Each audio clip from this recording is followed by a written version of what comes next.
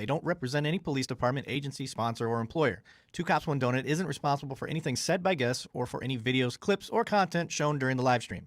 This show is intended for adult audiences only. We cover real incidents, we show graphic and sometimes disturbing footage, and we don't shy away from strong language or adult conversations. There may or may not also be alcohol involved. Viewer discretion is strongly advised. Everything you hear or see on the show is for entertainment and educational purposes. It is not legal advice, and it's not tactical instruction, and it shouldn't be used for such. By continuing to watch, you're telling us that you understand, you accept all this. All right, now let's get into it.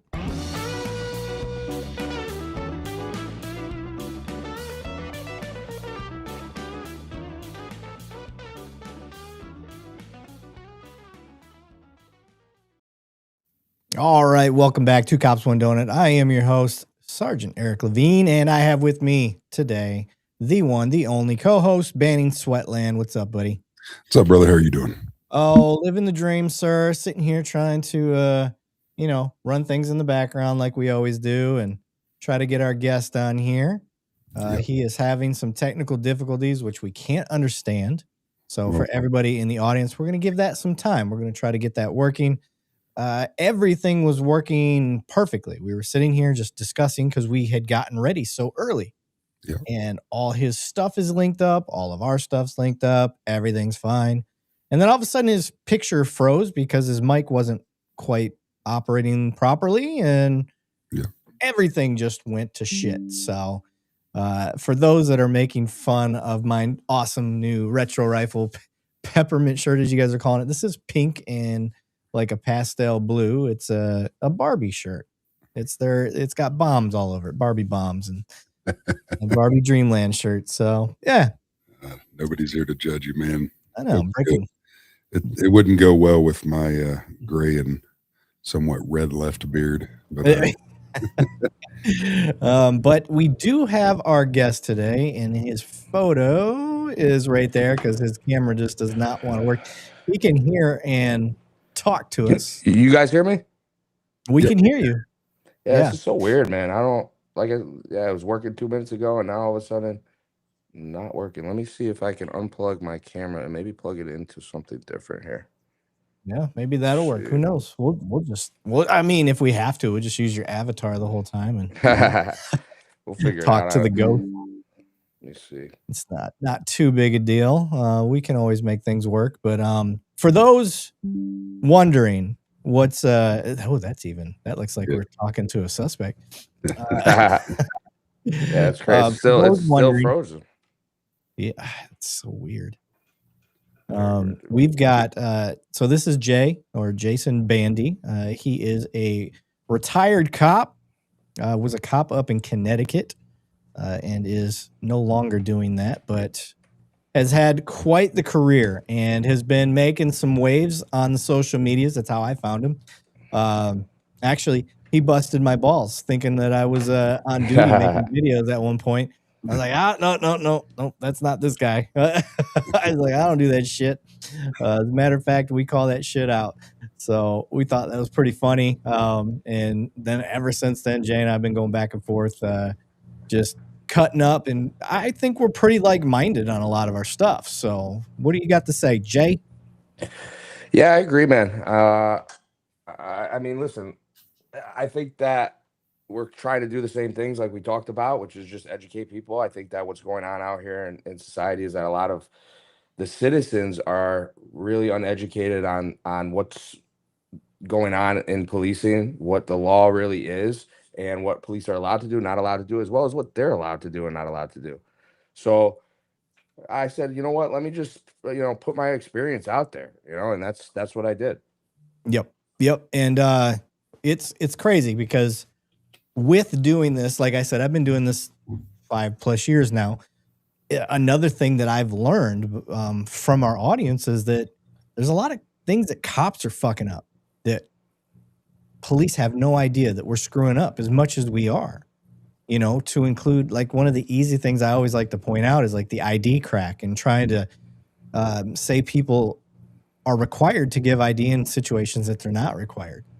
And trying to point out some of these problems in policing that it's like, we look at it as it's just an everyday thing. We get kind of complacent to it, but to citizens that don't deal with this all the time, it's a rights violation to them. And and cops aren't taking the time to educate either. And that's kind of a problem that with what I've got is just like the Miranda warning. When you think about the Miranda warning, like why did that get put into place? Is because people didn't know their rights and we were taking total advantage of that. And I kind of look at the ID stuff the same way. I like to educate people. Like if I have a legal like right to get it because of the law backs me up, well then I'll explain that. But if I don't, I let people know their rights. I'm like, hey, you're not required to give me your ID, but I could use it for the police report and what I'm doing. It just helps me. Are you willing to do that? And if they tell me to kick rocks, I just kick rocks. Mm-hmm. Is what it is. If I can't figure out what I need to do without it, I'm not a very good cop. Very true. Very true. So I look at it as like with a lot of the stuff that cops have today, we got to have that. We got to have this. And damn, that camera just does not want Trying to figure this thing out. Trying to figure it out, man. It's so weird because when I go into my app on the actual camera app that sets it all up, it's working perfectly fine. But when it must be the restream somehow. It must be this. Yeah. I'm looking over at the comments, guys. If you are on TikTok or if you are on Instagram, just know that it is harder for us to respond to you because everything else is flowing through YouTube, basically. So if you're on any of the other platforms, we recommend that you jump over to YouTube for a better chance for us to see your comments. But I'm looking over at TikTok at the moment, and I see Mrs. Jane Crymore say, are good cops going to start wearing different uniforms or patches? How are we supposed to tell you apart from other bad cops? Well, just like I tell anybody, you judge a person by their actions, not by what they're wearing. No different than cops shouldn't be judging people by the color of their skin, right? Judge them by their character. If you just look at the uniform and you say that that's a bad cop because he's a cop, well, I'd say you're part of the problem. Right. Let me see something. I'm going to come right back in 2 seconds. I just want to see if this camera fix works. No worries, Jay. I'll be right back with you. We'll keep the show rocking and rolling. So yeah, guys, Jay has he's got a unique style. Highly recommend you check out his social media stuff. Don't let the name of the show turn you off right away. I know our crowd. Just because it says the thin blue line on there, or beyond the thin blue line, don't let that make you think it's a cop echo chamber. That is not what he's doing these days. So, all right, well, what do you say, Jay? I'm back to the same thing. I don't know. That didn't work, I guess. Okay. Does your laptop? Are you on a laptop? Yeah. Does the laptop camera work? No, they're all staying frozen. Everything for some reason. I tried them all. Let me see. That is crazy. Did you do a complete shutdown, like complete shutdown of your laptop and come back in, click on the link in the email? Yeah, I could do that if you guys want me to. Yeah, try that out. Try that. That's usually what fixes mine. Yeah. All right, let's see. All right, the old Microsoft fix. All right, I'll be back in a couple minutes. All right, brother. No worries. Got you. I can tell you he's going to be amazing because he's having the same problems I had. That automatically makes him amazing. I work for a technology company, and I'm probably one of the worst. That's why I leave it up to my engineers at work for all that amazing stuff. Yeah. Looking at the live stream, we are rocking and rolling. We were at 140 at one point. It gets going up and down, but anytime we're over 30, I'm pretty fucking happy. Sure. So knowing that we're up in the hundreds, we're doing pretty good. While we're waiting for our guests, let's give you guys some updates. Banny, what's going on in your life, sir? Going to a lot more shows, law enforcement style shows, and I don't want to say everything that my company's going to allow me to do, but it's kind of exciting, man. I'm going to be, let's just say, interviewing great cops from around the country and kind of getting their stories out there. So I like it. It's good stuff, man. And it's, I can't wait to bring it. And of course I'll throw it out on LinkedIn and YouTube and stuff as it comes more to fruition, but it's exciting things, man. Good stuff. How about you?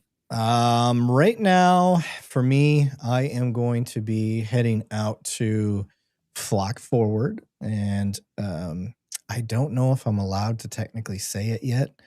I'll just say this. I'm going to be interviewing somebody very big, and I get a half hour, and it's going to be on behalf of Two Cops, One Donut.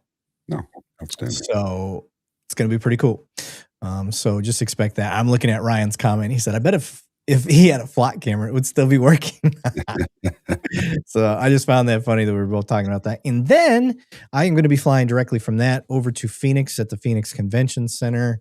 And we're going to be putting on our National Real-Time Crime Center Association Where I will be with you at. conference. Yes. Oh, yeah, I have Same shit. It's kind of coming in and out. I don't see nothing. Can you hear me? We can hear you. Yep, I can hear you. So weird, dude. So weird.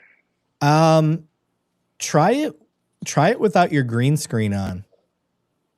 I wonder if that slows it. Wait, that slowed my mind. Yeah, green screens tend to slow things down occasionally, just depending on it could be the software might not be as compatible with the green screen. I don't know. It's also easier to go out and do that and it'll refresh.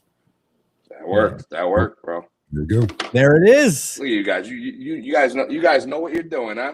I'm a fucking genius. You know what we're doing because of my failures. So. Yes, 100%. That's funny. All right, we're good to go. We're good to go. Okay, let's look over the comments here. One angry goy. You two ain't got shit to say. Okay. Bye, Felicia. If you don't want to watch, don't watch. Ain't nobody's holding you here. Nope. And now there's 3 of us. So maybe all 3 of us ain't got shit to say. Fuck out of here. Who are you trying to play? Anyway, Country Girl goes, am I invisible? Country Girl, you ain't. Don't you relax. Oh, I'm getting some feedback. What is that? Like an angry stomach. Yeah, Jay, so you're getting. Did you put the noise cancellation on by chance? Let me see. Where is that in the settings here? Yeah, the settings right there says noise suppression is not supported in Safari. It says noise suppression. It should say on the settings on Restream on the very bottom right. Or is it audio input? Input. Maybe because I'm not on the right here. How's this sound? Better? There you go. Butter. Okay. There we go. Yeah, it didn't connect to my mic, I guess, when I came back on. So that sounds better. That sounds way better. We're golden. All right, I think we're good. You're golden, pony boy. Let's do it. Love Nice. it. Okay. Now, I think we've warmed up the crowd long enough. We're 12 minutes in, and we finally got our tech support out of the way. Shit happens. It's alive. Deal with it, people. One angry goy said, all 3 of you are government cucks. Well, what do you know? What does that say about you? You're sitting here watching us, so I think you're the one cucking over there, you weirdo. But no, maybe you should give us a chance. Maybe we'll surprise you. Looking at the comments, Country Girl said, I see you, CC. I'm sorry, Shotgun said that.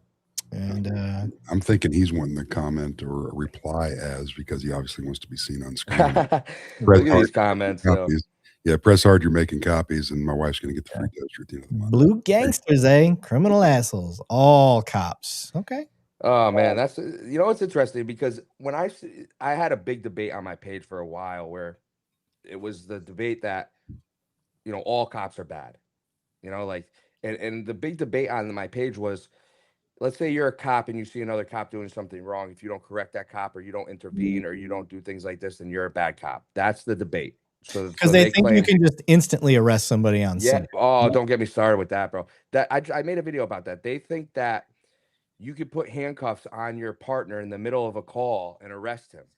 Yeah, and it doesn't work that way. I'm like, listen, legally, yes. I mean, the law states you probably could, but there's procedures within your department. I mean, the other aspect is you're within your duties, right? So you are on the job. You're in your uniform. There's things that cops are allowed to do when that the society is not allowed to do. So it's not for me to say. It's for the leadership. It's for the attorney general. And if a cop does something wrong, all I could do is report it to my supervisor and put it on paper. I can't lock him up. I mean, it's just crazy some of the things that society thinks. Yeah, you will ruin a case if you try to do that. And that's the thing, is if it's something because you never know what another cop sees. let's say I see a cop just punch somebody. I'm like, oh, motherfucker. And I try to have that mindset. I go put him in cuffs and I do all this shit. And then turns out he saw a person with a knife, or just before I seen that, the dude that he just hit had hit somebody else. Like, I'm just putting factors out there. Like, you never know what the other cop perceived in the moment at that time. And that makes a difference. So you do have to kind of let these things play out, because you can ruin a case. And one of the ones I like to bring up, this just happened, is some piece of shit cop that was looking at child pornography or something to that effect, soliciting kids. They ruined a case. They had like 38 different cases on this guy, and it got thrown out because the cops jumped the gun and didn't follow procedure properly. And the cases got thrown out. Now he got fired as a cop. He's not a cop anymore. But that guy should be in prison, and he's not. Yeah. So that's crazy. That's what we're saying. You can jump the gun on this stuff too quick. Yeah. And I think there's absolutely times again, a lot of people are like, well, have you ever arrested a cop? I have arrested 4 cops, but this just depends on, they weren't on duty. Right. It was different circumstances, obviously. Have you ever seen the video of the officer, the sergeant? He's berating and going hands on with a guy in the back seat. And then a female officer comes up and tries to, Sarge, I got it. And like tries to get in between, and he like grabs her by the throat. Yeah. Like, people like to use that one as an example. They love that one. People comment about that one all the time. I'm like, listen, that's a very rare scenario. And also, what I tell people, this is a prime example. Safety, right? You're in the middle of a police call. You're dealing with citizens. Unless a cop is, in my opinion, putting someone's life in danger and it's unjustified, I'll let that cop dig himself a hole. You know what I mean? I'll pull him aside, when I'm away from the citizen, when we're back at our cruisers, or even after the call. You know what I mean? Like, because listen, if you violate somebody's First Amendment right, or you're not letting them talk, or you're not letting them whatever, that's really not going to hurt somebody. They could still deal with that after the fact to get the cop in trouble. So intervening right that second is not safe, in my opinion. You're going to start an altercation with your coworker, and then you're going to create a safety hazard where you're not watching the citizen, you're fighting with your coworker. Bad things can happen. And what's to stop him from going, no, I'm arresting you now for trying to arrest me improperly?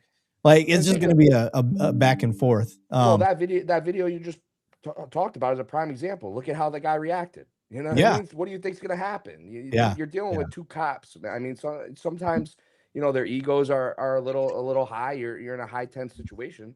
You don't want to create a problem like that. A little. I would say, I don't have any research to back this up, but I would say the majority of cops' egos are a little out of control. Yeah. So we got some people they're noticing the headband.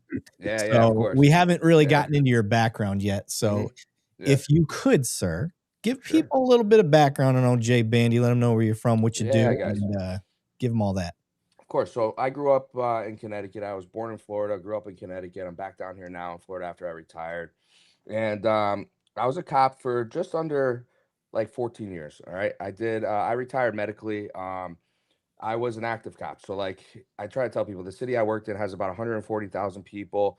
It's in New Haven, Connecticut. People really only know this city for 2 reasons. Pizza, because it's like one of the best pizza in the country. That Dave Portnoy guy, the Barstool guy, his favorite pizza place that he ranked the highest is Sally's, which is on Worcester Street in New Haven, Connecticut. So everybody knows the area for pizza, or they know it for Yale University, because that's where Yale University is.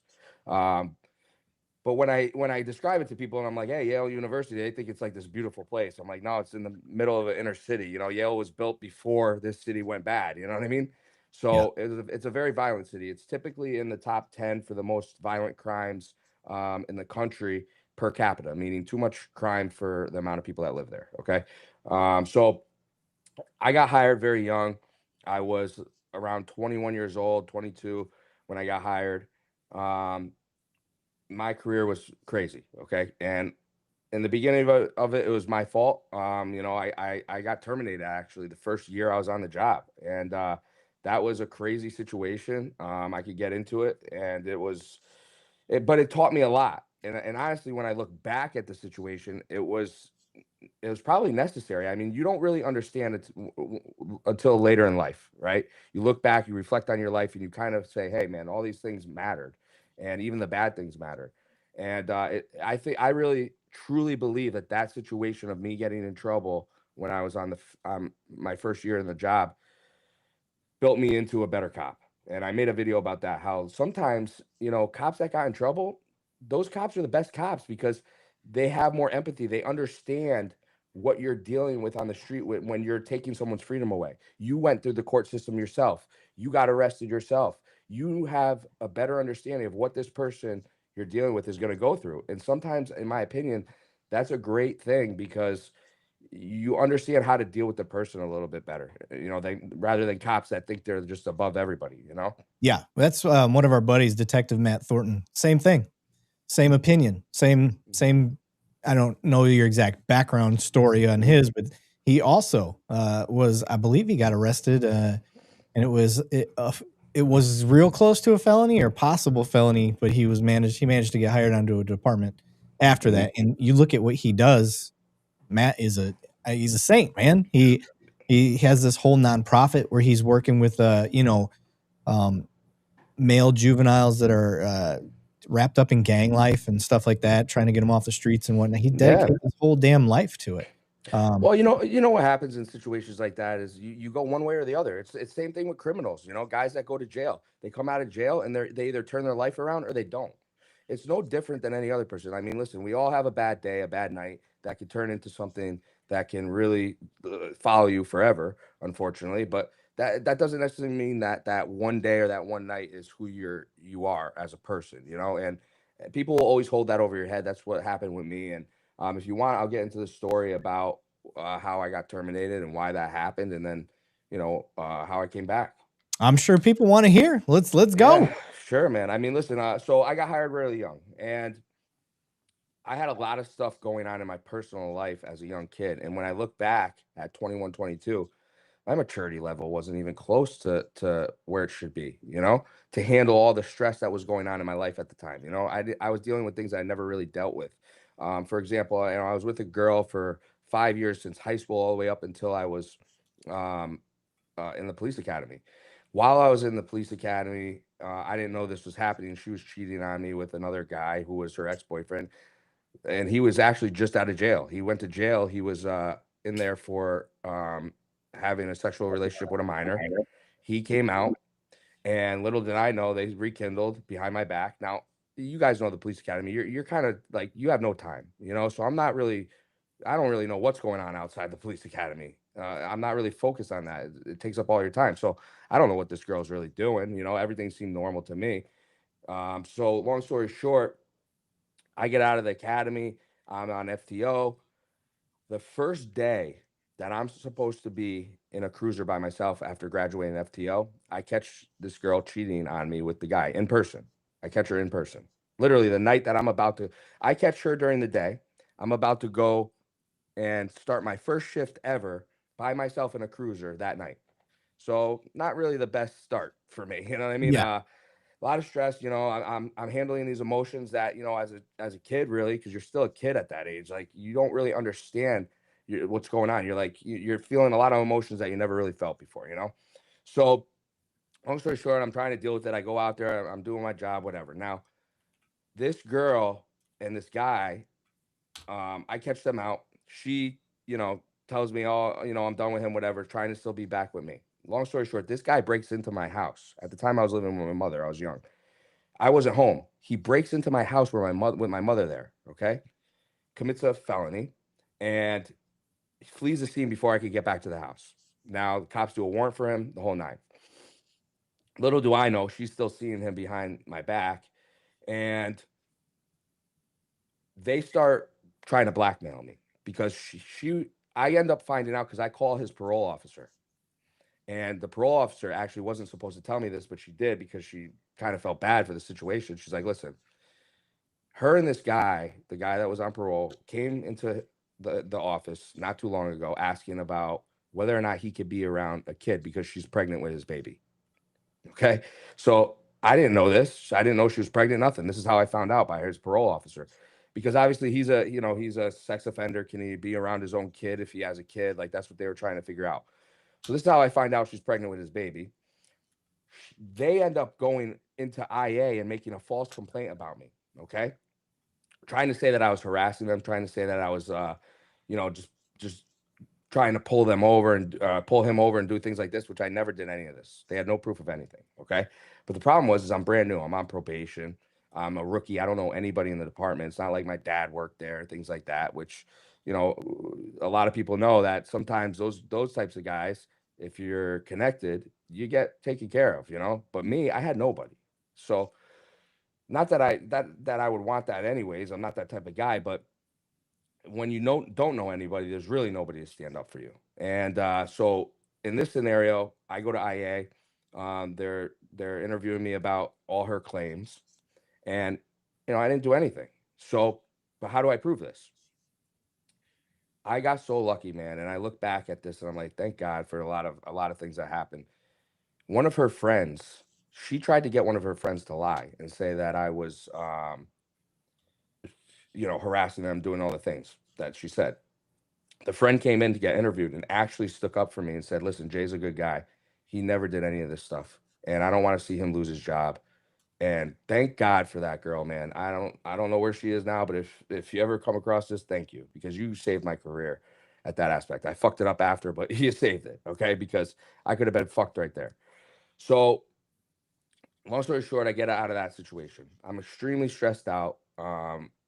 Now I'm dealing with another scenario. I was raised by a single mother. My dad was living in Michigan my whole life, and so I have a younger sister, okay, and she's about 5 or 6 years younger than me. At this time, she falls into drugs, okay. So now I'm dealing with the scenario with my ex. I'm dealing with the PD obviously knowing about all this stuff because the IA and this and that, which is not a good look for me. And obviously, yeah, when you're young like that, you're worried. You're like, man, I just got here. I don't, what the fuck. So you're trying to figure all this stuff out. My sister's on drugs. My mother's stressing me out because she's a single mother trying to deal with that too. It was a disaster. So what happens is this: one day I'm working an extra duty road job, okay, construction job, directing traffic. It's around Halloween. I work with another cop that was a classmate of mine. I'm exhausted. Mentally, I'm drained, bro. Drained. And I worked midnights at the time. So this guy asked me, he's like, hey, man, you want to go out tonight? Now, you're young, you're 20 something years old, like that was the thing, right? Like, you guys know, whether you're in the academy, out of the academy, you get into these little cliques, everybody's kind of going out, and now you're a cop now, you feel some type of way, whatever, everybody's, having fun with each other, going out. So he asked me to go out. Initially, I say no. I'm like, listen, dude, I'm tired, man. To be honest with you, bro, I'm drained. I'm gonna call out tonight. I'm gonna call out of work, and I'm just gonna sleep, man. I need rest. So that's what I do. I go home. I call out. I go home. I'm sleeping. This dude calls me again, wakes me up out of sleep. It's like, hey, man, you want to go out? I'm like, dude, what the fuck? You know what I mean? And now I'm awake, and now my mind's going 100 miles an hour, and I just make the stupid decision to go out. And where do I go? I go to the city that I work in, that I'm supposed to be at work at. I make a dumb decision. Now, I never drank in my life, bro, up until this point. I'm really not a drinker. My dad was an alcoholic. Just not something that I really like to do. Never got into it. So I go to a bar. Now I used to DJ, so I was very, I knew everybody down there. I grew up in that area. I knew all the club owners. Were I you knew like all the one of those promoters. Jersey Shore guys? Yeah, I was a kind of a Guido back then. Everybody in that area was, you know what I mean? So yeah, bro. The Northeast, that's the era of the Guidos right there. You know what I mean? So yeah, man. I used to Gym tan DJ and stuff laundry. like That's that. what we do. For real, dude. So long story short, I'm at the club. I know the promoters of the club, but I don't know the owner. All right. So the people throwing the party, I knew, whatever. The night ends. I get drunk, essentially. Okay. People are just giving me drinks. Now I'm not blasted to the point where I'm blacked out, but I'm in the bar after hours because of the people that I knew that ran the show that night. So I'm still with the cop that I went with, and I say, hey, listen, I'm going to go to the bathroom. When I get back, we'll leave. I go into the bathroom. Now, I'm pissing on the floor of the bathroom. Okay. I'm next to the urinal, but I'm pissing on the floor. I'm drunk. The whole floor is flooded with piss from the whole night. It's not like I'm the only guy doing it. And yeah, you shouldn't do it at all. And it's not like I did it on purpose. I'm just drunk. Yeah. Bouncer comes in, okay? Now the bouncer sees me. He thinks I'm just some guy. He doesn't know that I know anybody there, that I have a reason to be there, whatever. So he starts really kind of coming at me. And now it starts getting aggressive to where it's like, dude, we're gonna go hands on at this point because he's being super aggressive. And I'm trying to tell him, like, listen, dude, I'm taking a piss. I'll be out in a minute, bro. Finally, he gets to the point where I say, listen, dude, like, I'm a cop, all right? Like, I'm trying to just take a piss and be out. When he sees that I'm a cop and I show him my badge, he goes and he gets the cop that's working the front door. There was always a cop that worked these bar jobs. Yeah. So this guy was a detective. So you were drunk and badged him. Yeah. Yeah. Fucked Not to up be, already. I'm not trying. Yeah, of course. I'm Yeah. not trying to be like, hey, bro, I'm a, of course this is how they portrayed it, but I'm not trying to like big ball the guy. I just knew like that was my only out at this point. You know what I mean? Like, is to tell him this. Otherwise, he's going to he was a big guy too. He was going to put his hands on me. So he goes to the front door. He gets the detective that's working the front door. Now, I knew this guy, but we didn't know each other personally. Just like, I'm still new on the job. We just knew each other face to face. This guy comes in and starts being a complete dick to me, bro. Okay. And I mean, listen, my personality, the way I've always been my entire life was, just I respect everybody, you respect me. I don't let people talk down to me. I don't care if you're a higher position than me. And this is why I had a lot of problems in my department, because police chiefs tend to, think they can talk to you however they want. And you're still a grown adult. I'm still a man, bro. I'm not a child. You talk to me with respect. And so he's basically disrespecting me. We have words, and I don't allow him to talk to me that way. And essentially I leave. And that was basically what happened. And So no hands on, no nothing? no hands on, nothing. 2 hours later at my house, supervisors from my department show up. They show up. They tell me this guy basically throws me under the bus. He calls the supervisors, whatever. Okay. And there was nothing like I said, nothing was physical. I didn't damage property. I didn't do anything crazy. It was a verbal altercation. That was it. Now, the problem here was that I was supposed to be at work. If I was off duty, I probably nothing would have happened. But because I was supposed to be at work, that was the problem. So long story short, supervisors come. One supervisor was mad cool. The other one was a complete asshole. But that was his personality. Anyways, next day they leave. They take the whole report. I don't hear nothing. Next day I have to go back to work. Before I go to work, I stop back at the bar because the same guy was working. And I said, listen, I'm going to go there. I'm going to be a man. I'm going to apologize and try to straighten this out. So I do that. I stop back at the bar, face to face. I tell him, listen, man, like, I'm sorry about last night. That's not who I am as a person. I had a bad night, whatever. I hope we can, figure this out. This guy looks at me and says, you know what, dude? Too bad.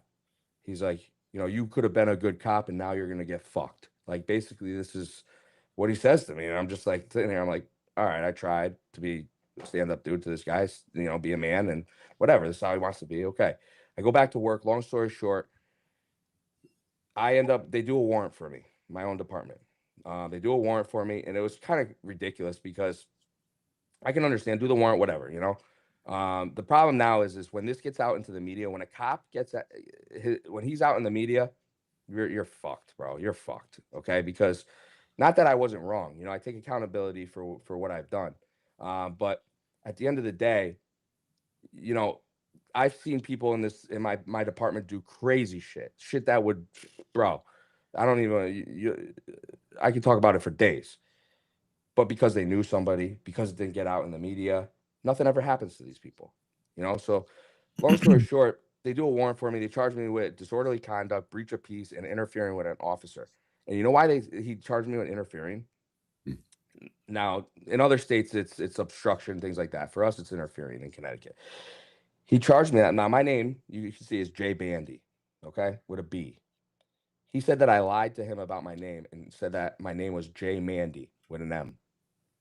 And I'm sitting here and I'm like, are you kidding me, dude? You charged me with interfering for that? I was intoxicated, or maybe I slurred my word, or you didn't hear me properly. But to try, I don't even, the fact that they even signed off on that charge is ridiculous in my opinion, because it's clearly one letter. It's not like I gave you an entire fake name. You know what I Right. mean? It's Right. outrageous. It's outrageous. That charge should not have even been there. Okay. So basically, my face is all over the place. I'm all over the news. Everybody has an opinion about me. Um, Now I'm going to the Board of Police Commissioners to get terminated. This is the first year I'm on the job, man. And I go to the Board of Police Commissioners, I get terminated, you know? Long story short, we file a grievance. It goes up to the state labor board. We sit down up there. We have an arbitration, and it gets turned into a suspension. So essentially, I served a year, almost a year and a half suspension at that point, and I was unpaid the whole time. Whatever, came back to work. Okay. So Holy now when shit. yeah, A crazy. year and a half suspension? Oh, it was wild, bro. And then when I came back, I had to sign an agreement, a last chance agreement for another year, which meant that when I came back to work, I had to be on point, bro, because they could fire me for anything, dude. Yeah. You know, and I You were, signed it because you were what am I call gonna do? taking and taking reports. That's it. Oh, dude, it was well, you know, like listen, for me, I came back and I said I need to prove myself now. You know, like yes, I need to stay, you know, I need to stay straight, and I can't get in trouble, but I need to prove myself that this Yeah. isn't the guy that I am. Okay. Now, when I come back, the police chiefs are like, this one specifically is like, oh, you know, they tell you you know, they act like they're gonna give you every opportunity you deserve, and this that you're gonna be treated like every other cop, blah blah blah. It's literally what they say to me. Doesn't happen, of course. My entire career, they fucked with me. My entire career, they held this over my head. Okay. It was insane. All right. As well as the fact that I was a guy that, like I said, I don't like if you're a chief and you're corrupt or you're doing bad things, or I'm watching how you treat people and I'm watching who you are as a leader, and you're not doing the right things, but then you're coming down on everybody else. I have a problem with that. Okay. And I understand that I did something wrong, but at the end of the day, what did I do that the most of society does? I had a bad night. I went out, I got drunk, I called out of work. You know, I didn't hurt people. I didn't intentionally, you know, go do bad things. I didn't steal, lie, cheat. You know, like and this is what I tell people. The way I live my life is this: you can be whoever that you want to be out there. Be any type of person you want to be. But I truly believe that the one thing you should not do is have victims of your life. Okay. So go out there, be whoever you want. You know, yeah, I'm all tatted up. I got face tattoos, you know, like you could judge me if you want, but you know, that doesn't make me a bad person. What makes you a bad person if you're having victims of your life, you're doing bad things to people. Okay. So I I come back to work and I essentially it's crazy. I'll tell this story because I told it on my podcast. The first motor vehicle stop. This is the first day that I come back to work. I'm in uniform. I pull a car over, and I'm like, all right, I got to get back into it. I need to get back into the field. You know what I mean? So like, I'm out there, whatever. I see a violation. I pull this guy over. Hold on. Hold on. Yeah, Before we go that far, yeah. okay, we got Sergeant Levine's got to come out. Okay. So Okay. I will say, you being on probation, you getting drunk and badging, that's problems. Your ass deserved to be fucking slapped down for that. Of course. However, given the circumstances, you absolutely lived a human moment. You lived, your girl's cheating on you. You're in the academy. Any military guy is going to be able to, to resonate with that a little bit, right, Banning? Yeah. So, yeah. So, you know, you're out there overseas and she's with Jody back home. Like that's a real thing. So in that, and who hasn't done that shit? I have peed in the wrong places. I can tell you that. So I get that. You didn't go hands on. Fair enough. But you know, you being on probation, you're already walking on eggshells. So absolutely. And I do agree with the fact, like when we do get slapped down, that is absolutely does make better cops if they choose to learn from it.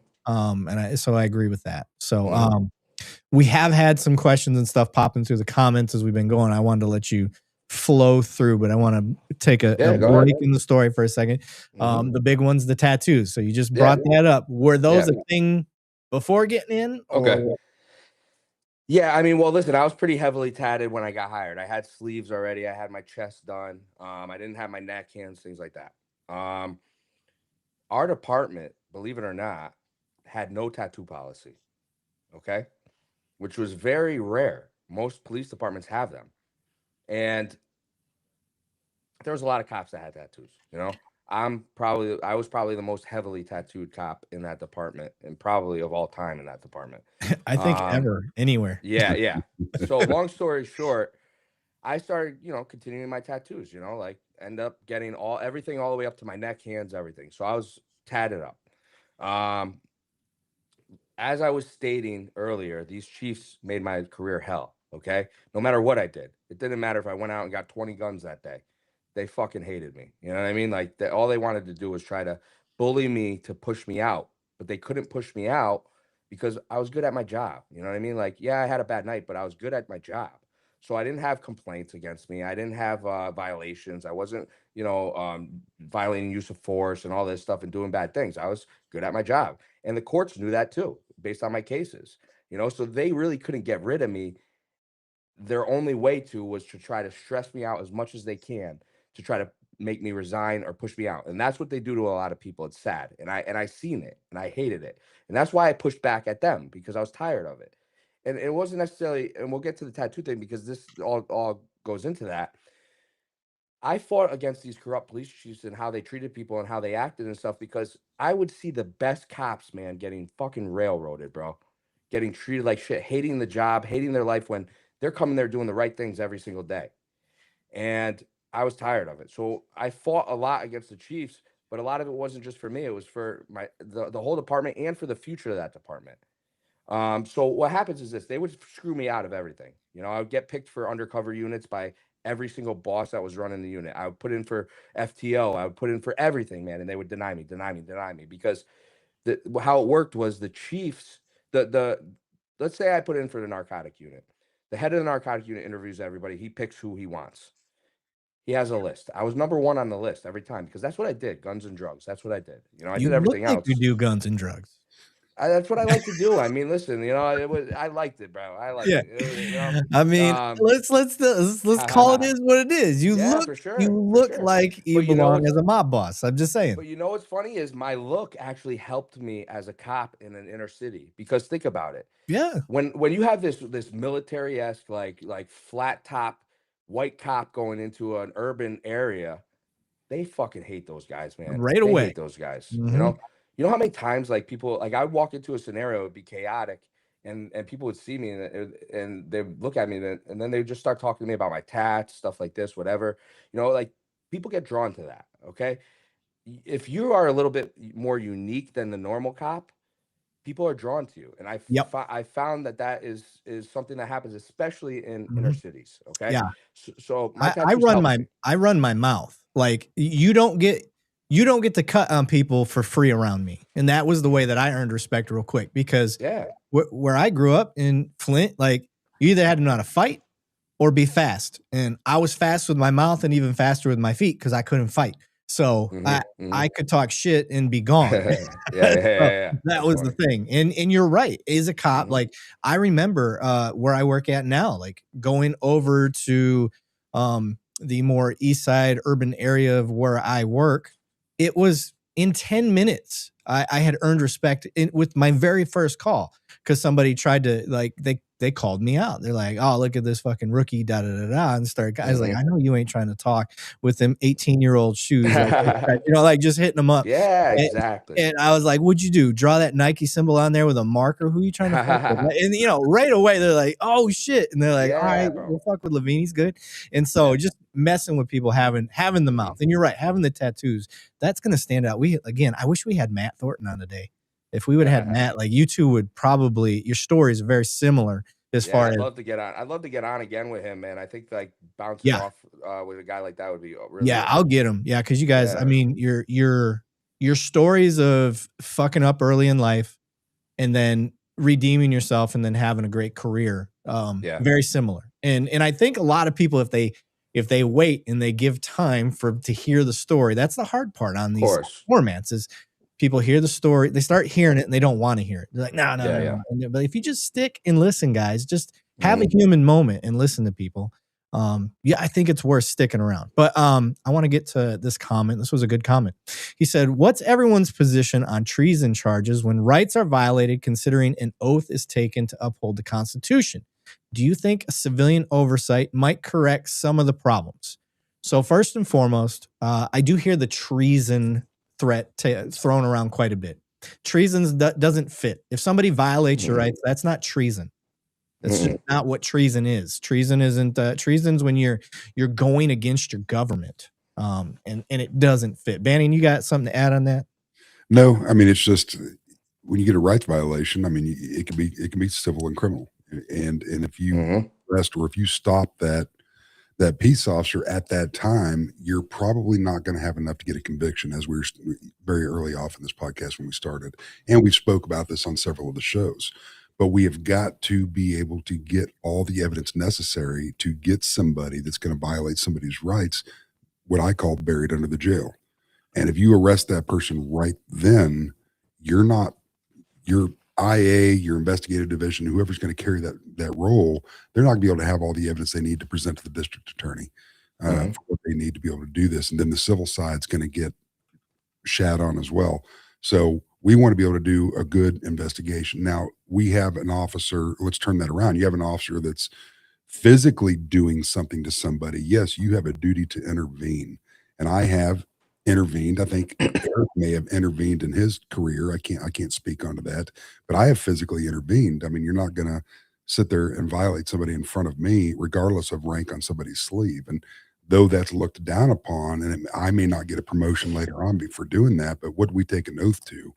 You know, our buddies at work, yeah, we're there to protect them. But when you violate or cross that gray line and you go into somebody else's and you get physically drawn in and do something, and then if you jump in and do that, they're going to bury both of y'all into the jail. Is your dog snoring?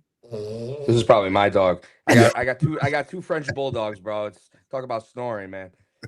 No, he just jumped up. I was like, I recognize that noise. That's a dog snoring. Yeah, Frenchies, bro. No, but to touch on what you said, like you're right. My whole thing was this. I wanted every officer to know in that department, don't do fucked up shit around me. You know, just because if that's the character you give off and that's what people know, then they're gonna know better. Like if they're a cop that's working with you, or you're working with them all the time, or whether it's just for that shift, that your reputation will get around. That you are a stand-up dude. You know how to do the job. You do it right. You don't need to violate people's rights to do it right.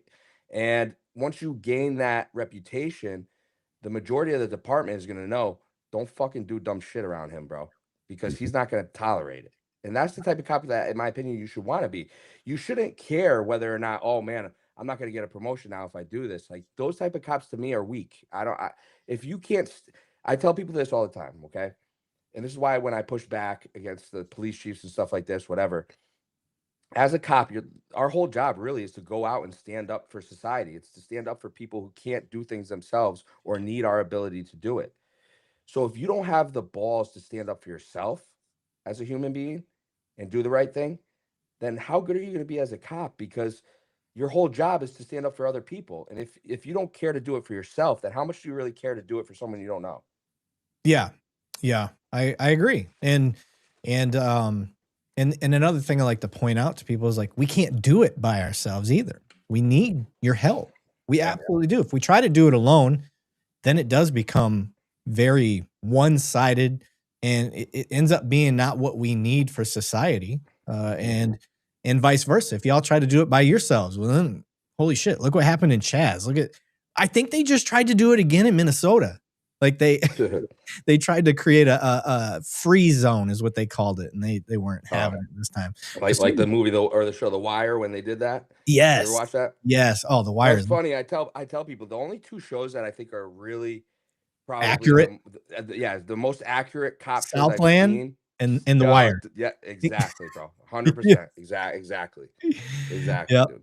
Southland is so spot on. Just the whole dichotomy of how we treat each other and the way that, very much so. And to go back to the treason thing again, like I said, I put it in the text or in the chat, but There's already a law for what you guys are talking about. If you intentionally violate somebody's rights under the color of law, that is what that is. It's a what's it? I think it's called deprivation of rights. That's Yes. what it's Yep. called. So 100%. deprivation of rights is already, you're defining a law that exists. It's not treason. So trying to make it something it's not. It's just not how it works. Treason has its own definition and it doesn't fit. But this is where we this is why we do what we do on social media, because look at society. They make comments like this, and listen, we understand why you guys don't really know the law the way we do, or the way others might. But this is why we come out here and we do this stuff on social media and try to teach you guys. And a lot of people get mad at us and still tell us we're wrong and stuff. But at the end of the day, most of society is never taught the law. They're never taught any type of education on policing, how to deal with the police, how, what happens when you get arrested, all this stuff. And that's a prime example right there. Yeah. Lawful X said Brooklyn Nine-Nine is also close to accurate. Too funny. He's not wrong. He's not wrong. To be honest, it is. I tell people, what I tell people that the job really was. It's like being back in high school times 1,000. You know what I mean? Yeah. Like all the drama within the police department. Who's having sex with who? Who's cheating on who? All this bullshit that's going on, just times 1,000, because now you're adults and you have egos now and you have badges and everybody thinks that they're the best of the best. It's crazy. Yeah. Looking at comments, Fistriel said, police should understand that we have a duty to protect and defend our Constitution. Stop breaking laws, guys. 100%. I'm with you. I don't think you're going to get anybody to disagree with you up here. Of course, yeah. What does he mean by that? Does he mean that we're breaking laws and we're not us personally, laws? But when we see, like, you see all these cops getting in trouble for flock recently, and a big rights violation. So shit like that. So I understand and agree, but it's got to fit in the conversation. But I'm looking at the comments some more. They're going crazy right now. So most cops, problem is most cops don't protect our rights, and majority don't know our constitutional given right. I hear that all the time. That's what people say all the time on the comments on social media, that we don't know the law. They say that we have no idea about the law. It depends on what they mean. Do I think what's that, Banning? Sorry, go ahead. We're not attorneys. We're not claiming to be attorneys. That's a great point. Yeah, we don't know them verbatim. I don't know. Right. I tell people all the time. I was like, look, I know this guy broke a law. Do I know which law it is? No. I know the elements. I know you took something that didn't belong to you. Okay, we have theft of some sort. What type of theft? He's got 3 or more credit cards that don't have his name on it, and I know that's a felony something. What is that? And then I go look it up, and exactly. Like I have to find it out. But what gets cops in trouble is they don't even take the time to find out the fucking law. Yeah. Well, think about this. Like, people want to compare professions all the time, and they bring up doctors, they bring up stuff. I've been to the doctors where a doctor, he's prescribing me something and he has to look it up. It's no different. There's millions of prescriptions, there's millions of laws. It's the same situation. We don't, we learn what we learn in the police academy. And I tell people, people want to compare. I got this comparison a lot. A hairdresser or a barber goes to school longer than a cop does. And I'm like, yeah, but they're not having reoccurrent training. It's not like once you get your barber, because I have my barber license and I've went to both schools, and I'm not going to school every year to do barbering, where cops every year we have to have training over and over and over again, numerous times. But one of the things we suck at is constitutional training. This is one of the things I point out all the time. We swore an oath to something that we don't even fucking know. Ask him the question, Eric. Yeah. How, Jay, in your policing experience, how much constitutional training did you receive after the academy? Very little, to be honest. The academy, we learn it, and then every year we have training, but unless something is changing in the Constitution, which never does, obviously, right? They're not reiterating it, So you have to do your own research. You have to know it yourself. And I think a lot of cops get lazy. They don't, once they're on the job, they think they know everything. Yeah. Things, and don't get me wrong, things are repetitive. So, you go to work every day. It's like any other job. If you're doing the same calls and this and that, whatever, And that's how the majority of policing is. Like, people think that we're coming across the crazy call all the time. Like the A lot of unique it's shit. Yeah. yeah, a lot of it's repetitive, domestics, things like this. You're dealing with the same charges all the time. But when it comes to the Constitution, you're not really looking that thing over all the time. But the specific ones, the Fourth Amendment, the First Amendment, the Second Amendment, things like that pretty well. But how often are you really like reading that stuff? Probably not that much. That's what I'm saying. And that is more often than not, the two things that get us in trouble the most is ego. That's number one. And then the Constitution. Look at all these, like I said, with failure to ID. I got called here, so I have a right to see your ID. It's not how that fucking works. No, you have to have a lawful reason. Yeah. I have to have reasonable, articulable suspicion of a crime. Right. It's like that's that. That's how we have to start out. And then, depending on your state, like in Texas, you have to be under arrest, or it has to be a lawful traffic stop. That's the only time we're entitled to your ID. That's really it. So even if, like, for example, if you have reasonable suspicion, you can't ask them. You can. You have to. Okay. I can always ask. You said arrest. Oh, I can't demand it. They don't have to provide it. No, that's a big misconception. People are like, no, they got to provide it if you have reasonable articulable suspicion of crime. Not in Texas. In Texas, I need you be under arrest, or it's a lawful traffic stop. That's the only time that I can force you to ID. That's interesting. And in order to get the charge of failure to ID, which is a secondary offense. You see cops fuck this up all the time. Even in your stop and ID states, which having RAS, I guess, works in other states. I don't know how, personally. I don't know how that works. But I can tell you in Texas, it doesn't work that way. But you also have to look at, Eric, is the DAs are also accepting some of these BS things. Yeah. And these are actually going to court. And then everybody's getting embarrassed when you have the jury up there, you have a judge up there, and you're not meeting the elements of the offense for A, B, and C. And it's where's the recourse on that? Why are we not educating our DAs on this? Why are we not going back and pushing through our legislative updates when we're doing these legislative updates? Okay, now we're going to look at the Constitution as well. Yeah. So. And there's so many other, like Pens versus Mims. Somebody brought it up in the comments, and that drives me insane because we as cops abuse the shit out of it. And I hate it. I hate that we take a good tool that had good intention. If nobody's familiar with Pennsylvania v. Mims, is basically a cop saw a gun in a car, pulled them out, and then the court decision was whether or not it was unconstitutional to pull them out of the vehicle. Now, the officer was doing it for a safety reason. However, the court's decision on that was, is it unreasonable or reasonable inconvenience of your Fourth Amendment to be pulled out of the car? It had no ruling was made about officer safety. And that's where the court's fucked up, in my opinion. Yeah. So the spirit, we'll put it that way, the spirit of that law was based on officer safety. And to me, if I'm going to go with the spirit of the law, which I think we should be doing, I need to have some sort of articulable reason for safety. I can't just use, well, for officer safety, I need you to get out of the vehicle, because that's anything. I could make up anything. I need to have some articulable suspicion to pull. But that's what they're doing, really. That's what you see cops doing a lot. Is right? It's a blanket statement. I can Pennsylvania v. Mims, Maryland v. Wilson for passengers. And I'm like, no, you need to have something. It's already a stretch. Let me ask you this as a supervisor.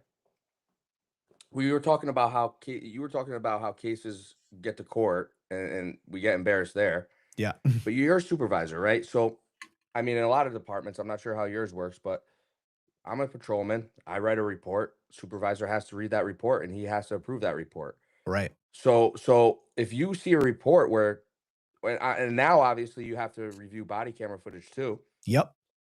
So if you don't see the probable cause, if you see the cop do something that fucks that whole case up, what are you doing as a supervisor? Because what are these other supervisors doing that these cases are getting to court? Now you're hitting the fucking nail on the head, because the biggest problem with policing today is the supervisor, or lack thereof. Fucking supervision. The sergeant is the branch. It is the bridge. It's exactly what I talk about when I'm talking about two cops, one donut being the bridge between us and the community. You want to know the biggest failing part in policing? It's the goddamn sergeants not doing their job supervising, because it is not your job to be their friend. Your job is to now review body cam footage at random. Make sure they're doing their job when they think you're not paying attention. You need to read their fucking reports and make sure they have PC. And if you're a supervisor reading it, you need to know what PC is, because now we have people promoting up the chain too fast. They didn't even know how to be a cop themselves, and now they're looking at other cops telling them how to be fucking cops. I'm out of breath.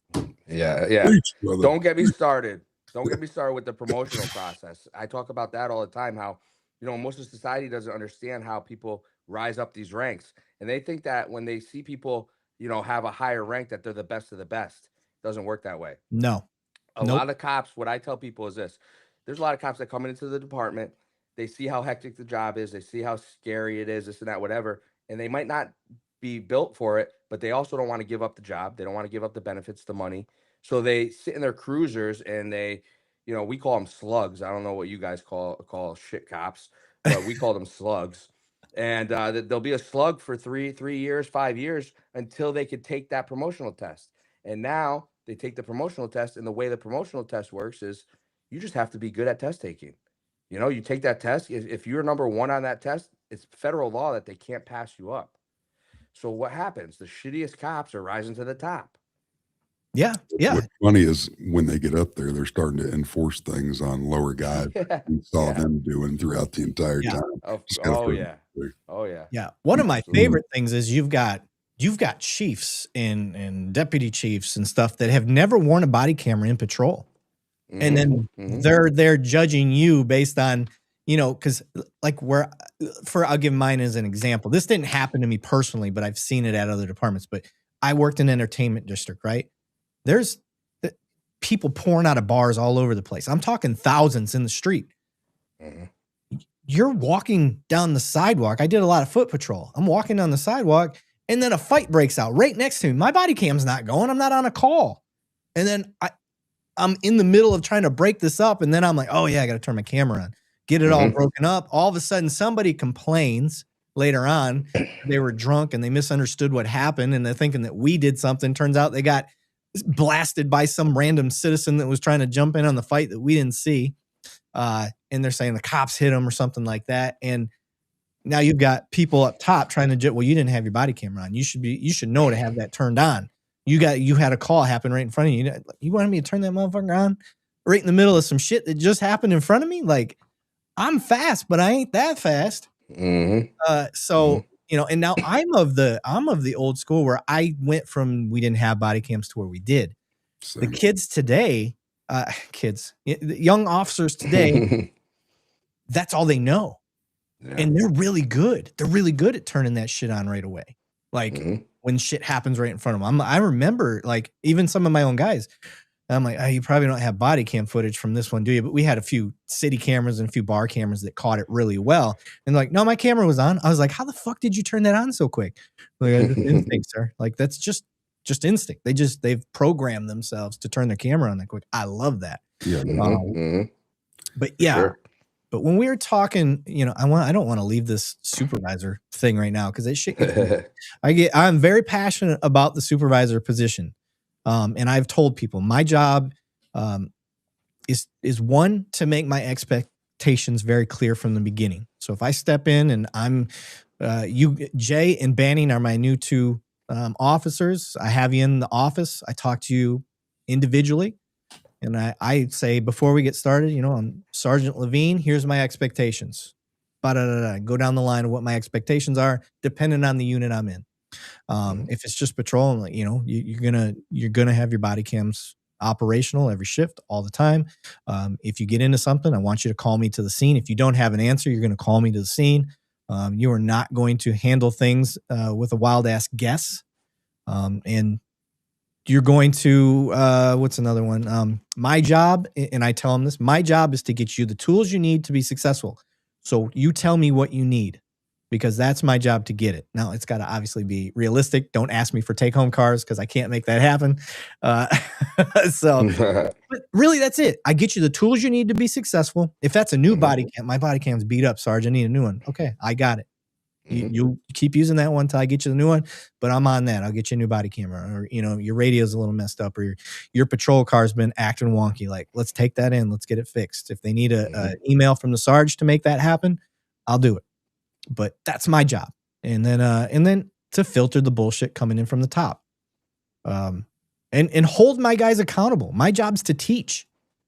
I should always be teaching. Even when you fuck up, like, it's okay. You fucked up. We're going to own it. I want you to be honest about it, but we can deal with this. Is it a mistake of the heart, or is it a malice mistake? Like, those are different things. Yeah. So let me ask you a question as a supervisor, because for me, I never wanted to be a supervisor. Maybe because, a lot of it was probably because of how my career was and this and that, and whatever, and the target I had on my back from the Chiefs and stuff. But in our department, it's like, the second you become a supervisor, you lose that seniority. Now you're at the bottom, and you have to you're at the mercy of them doing whatever they want with you, basically, And Right. so for me, once I'm in a cushy position and I know these guys fuck with me, if I became a supervisor, they were going to put me in the worst fucking place. They were going to really ride me. It was going to suck. You know what I mean? So for me, I never really wanted that. I also didn't want the responsibility of being responsible for all these other fucking cops. You know what I mean? Yeah. Because now you're responsible for all these guys, and there's a lot of fuck ups, to be honest. There are a lot of guys that I don't want to be responsible for. They're idiots. You know what I mean? So, but when you as a supervisor are dealing with guys higher up than you, like the chiefs, the lieutenants, the whoever else is you have in your department, and they're riding your ass, and it's something you don't necessarily agree with, how do you handle that? So, a couple things to tackle on that. One, I've made it very clear that my whole goal is to improve policing, to help fix the fuck ups and stuff like that, but also help facilitate the really good things out there. If I think that we have some really good police practices, I want to get that out there, because one officer doing something really awesome, maybe he's the only one in his little fishbowl that knows about it. And that's no bueno. We need to get that shit out there. Vice versa, if they're doing some dumb shit, like, I want everybody to learn from those types of mistakes. So I can either be a part of the problem or part of the solution, as I like to say. So for me, that's why I wanted to be a supervisor. I eventually was like, I can't sit at the officer level and see all these problems and not affect change. I can't affect much change as an officer. I can try. I can deal a little bit, but if I really want to have a better chance of that, I need to step up to the supervisor level, and that's what I did. So to address your second part, I've been very lucky. I have not had much shitty top end experience. Most of the people, even when they have tried to pass down some bullshit, I told them, I'm like, I don't morally or ethically agree with what you're saying, and here's why. And to that effect, that's worked. Like, so I can't say that never happens, because it has happened even at my own department, where somebody's passed down a verdict, if you will, on something. I'm like, that's fucking crazy, but it didn't have anything to do with me. Yeah, I didn't have a horse, on that. There's nothing I could have done. So, but in my lane, ever since I've been a supervisor, I've been very blessed with very good leadership and people willing to hear me out. And I think that goes into supervision as well. Sometimes you don't know how to talk to people, and you can't, you just fucked your guy over because you decided to die on a mountain that you didn't need to die on. If my guy fucks up, he fucks up.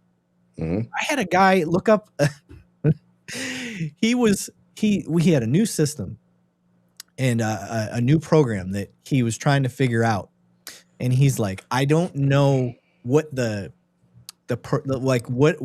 will this let me look up and what will it not let me look up? And so he looked up something that he tested, and it let him do it. Well, that flags it. So now I get the flag, and I'm like, what the fuck did you do? Like, you can't do that, dude. And so I bring him in the office. I was like, hey, I love you. Tell me the story behind this. What happened? Like, I just was trying to test the parameters. I wasn't trying to look up anybody that I wasn't supposed to or anything like that. He's like, I just didn't know what it would let me do and wouldn't let me do.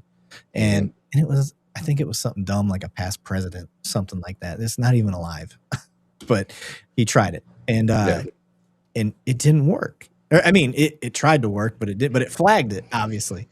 And so I'm like, dude, you're gonna get some days off. I was like, I can tell you that. I was like, this could actually get you fired. Just be ready.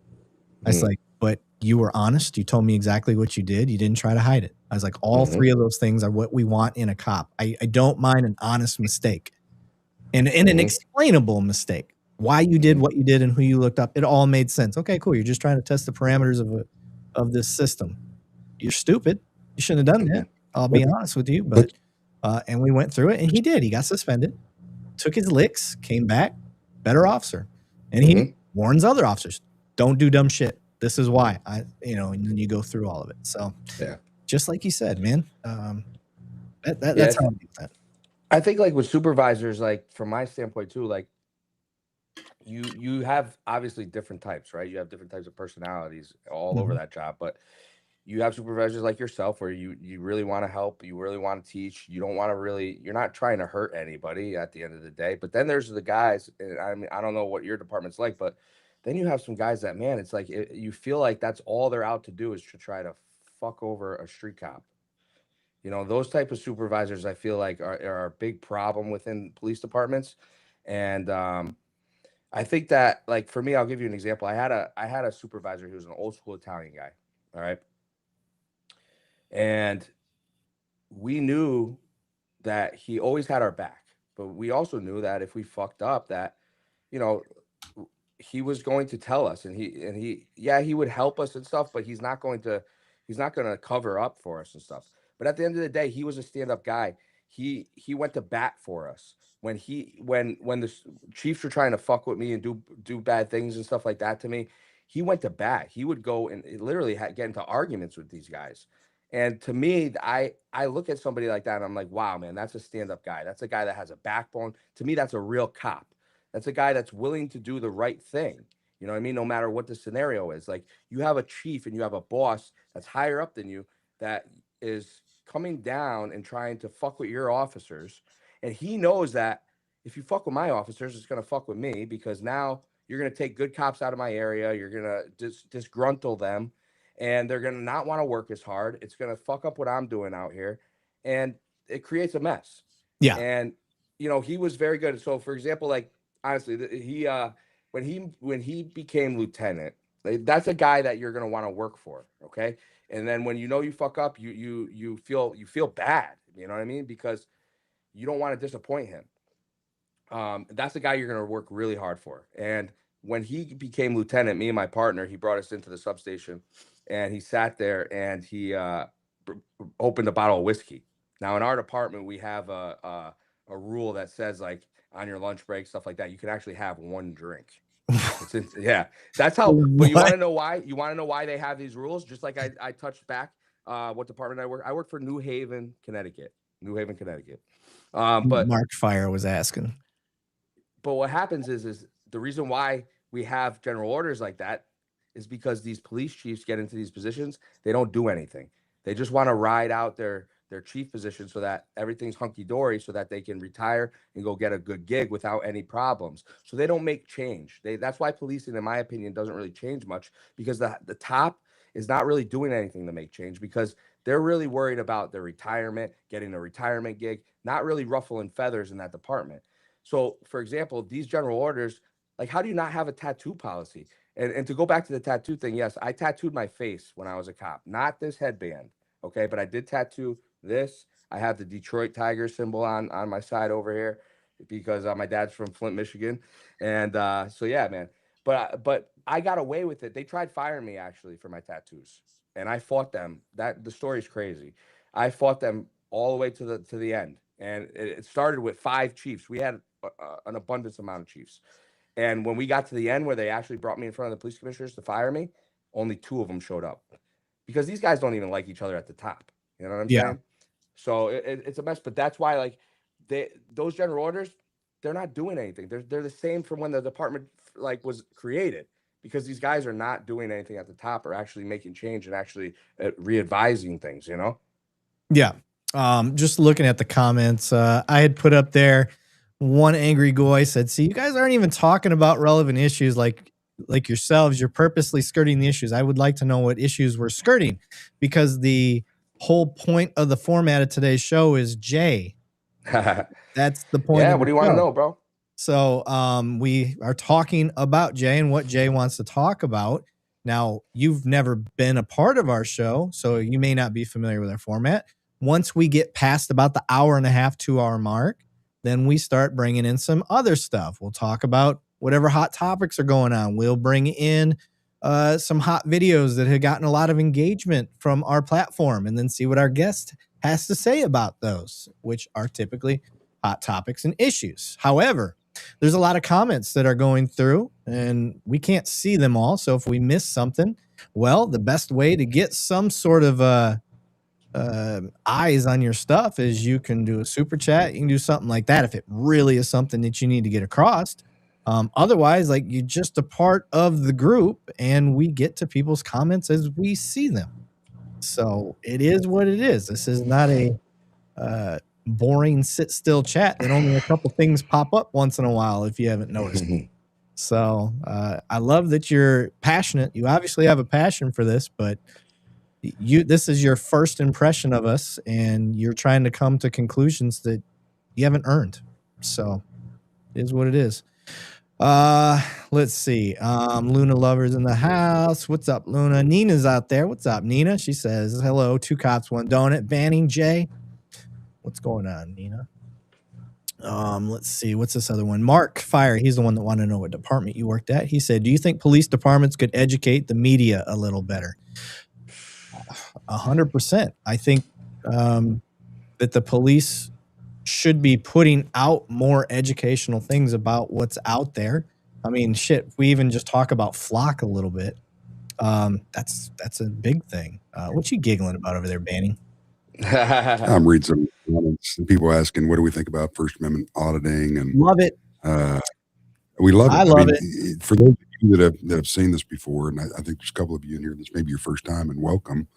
As you can see, we don't just kick people out, but no, we have some OG First Amendment auditors on here.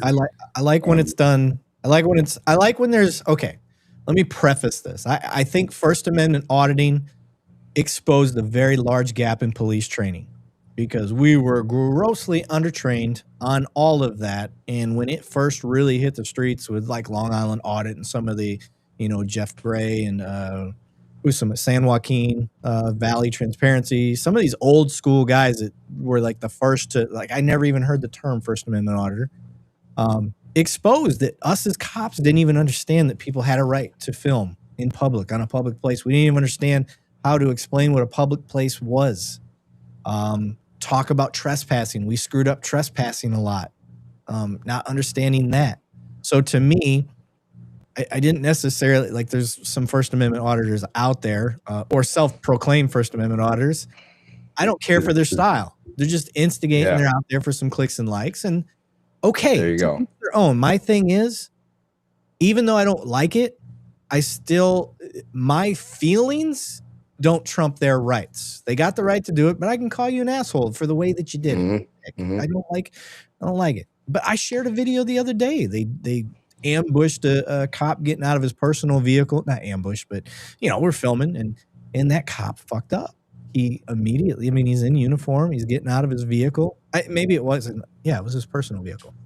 And he's all butthurt that they're filming, and they're not doing anything. They're just talking shit while they're doing it. Yeah. I don't like it. I said right away, but guess what? What the cop was trying to do was wrong. Tried stepping up into his bubble, trying to intimidate him with his looks, and then also tell him he doesn't have a right to do what he was doing when he did. And the cops standing around him all knew it. And they supported, they told him afterwards. I wish they would have done it right then and there. They're like, dude, like, he's got a right to film you. There's nothing we can do. So what do you say, Jay? I love this topic, because what I'm seeing going on in social media is it could be great. It could be very bad for policing. It depends on what's happening. Okay. So my experience and what I'm seeing here is this.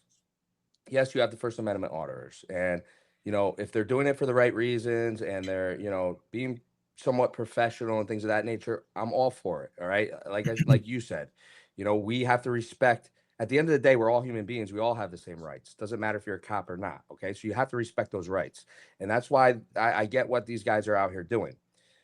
Now, on the other end, this is a way different era of policing. Okay, Oh, for sure. the generations are changing. Social media is a massive aspect to every area of life and profession. Now, what I'm seeing on social media is a big problem, and what I mean by this is you have people who obviously they love clout. They know that this is going to get them attention. They know it's going to get them clicks, views. It's going to possibly make them money. And I even see some attorneys doing stuff like this where they're creating pages, and it's specifically like cop bashing pages or cop hating pages, which is fine. You have the right to do that.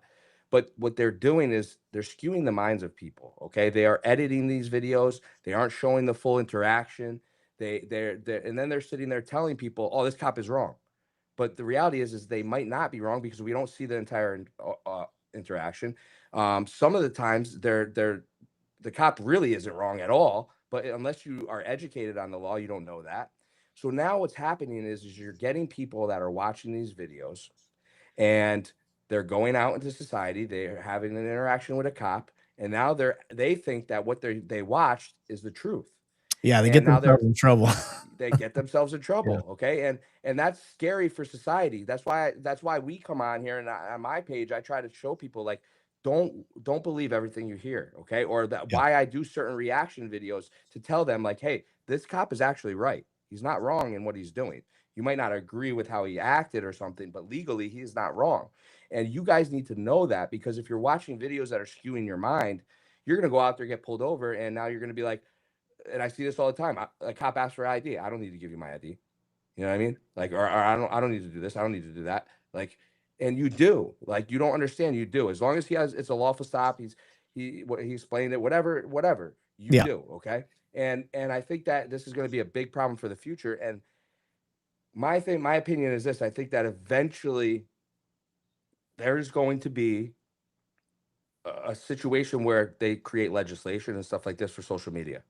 Because what they're going to start to see is this.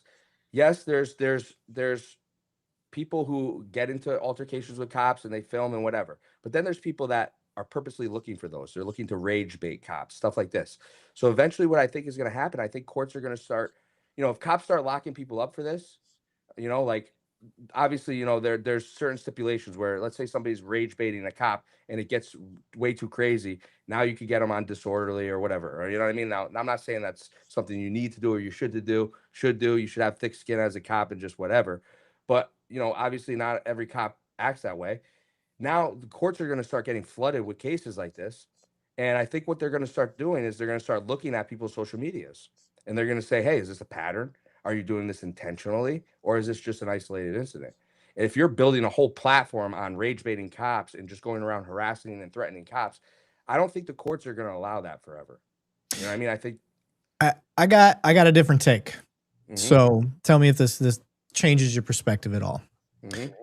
We live in a country that is so free that we can keep our government in check through little tests like these, where First Amendment auditors go out and have the ability to fuck with their police department without fear of retaliation.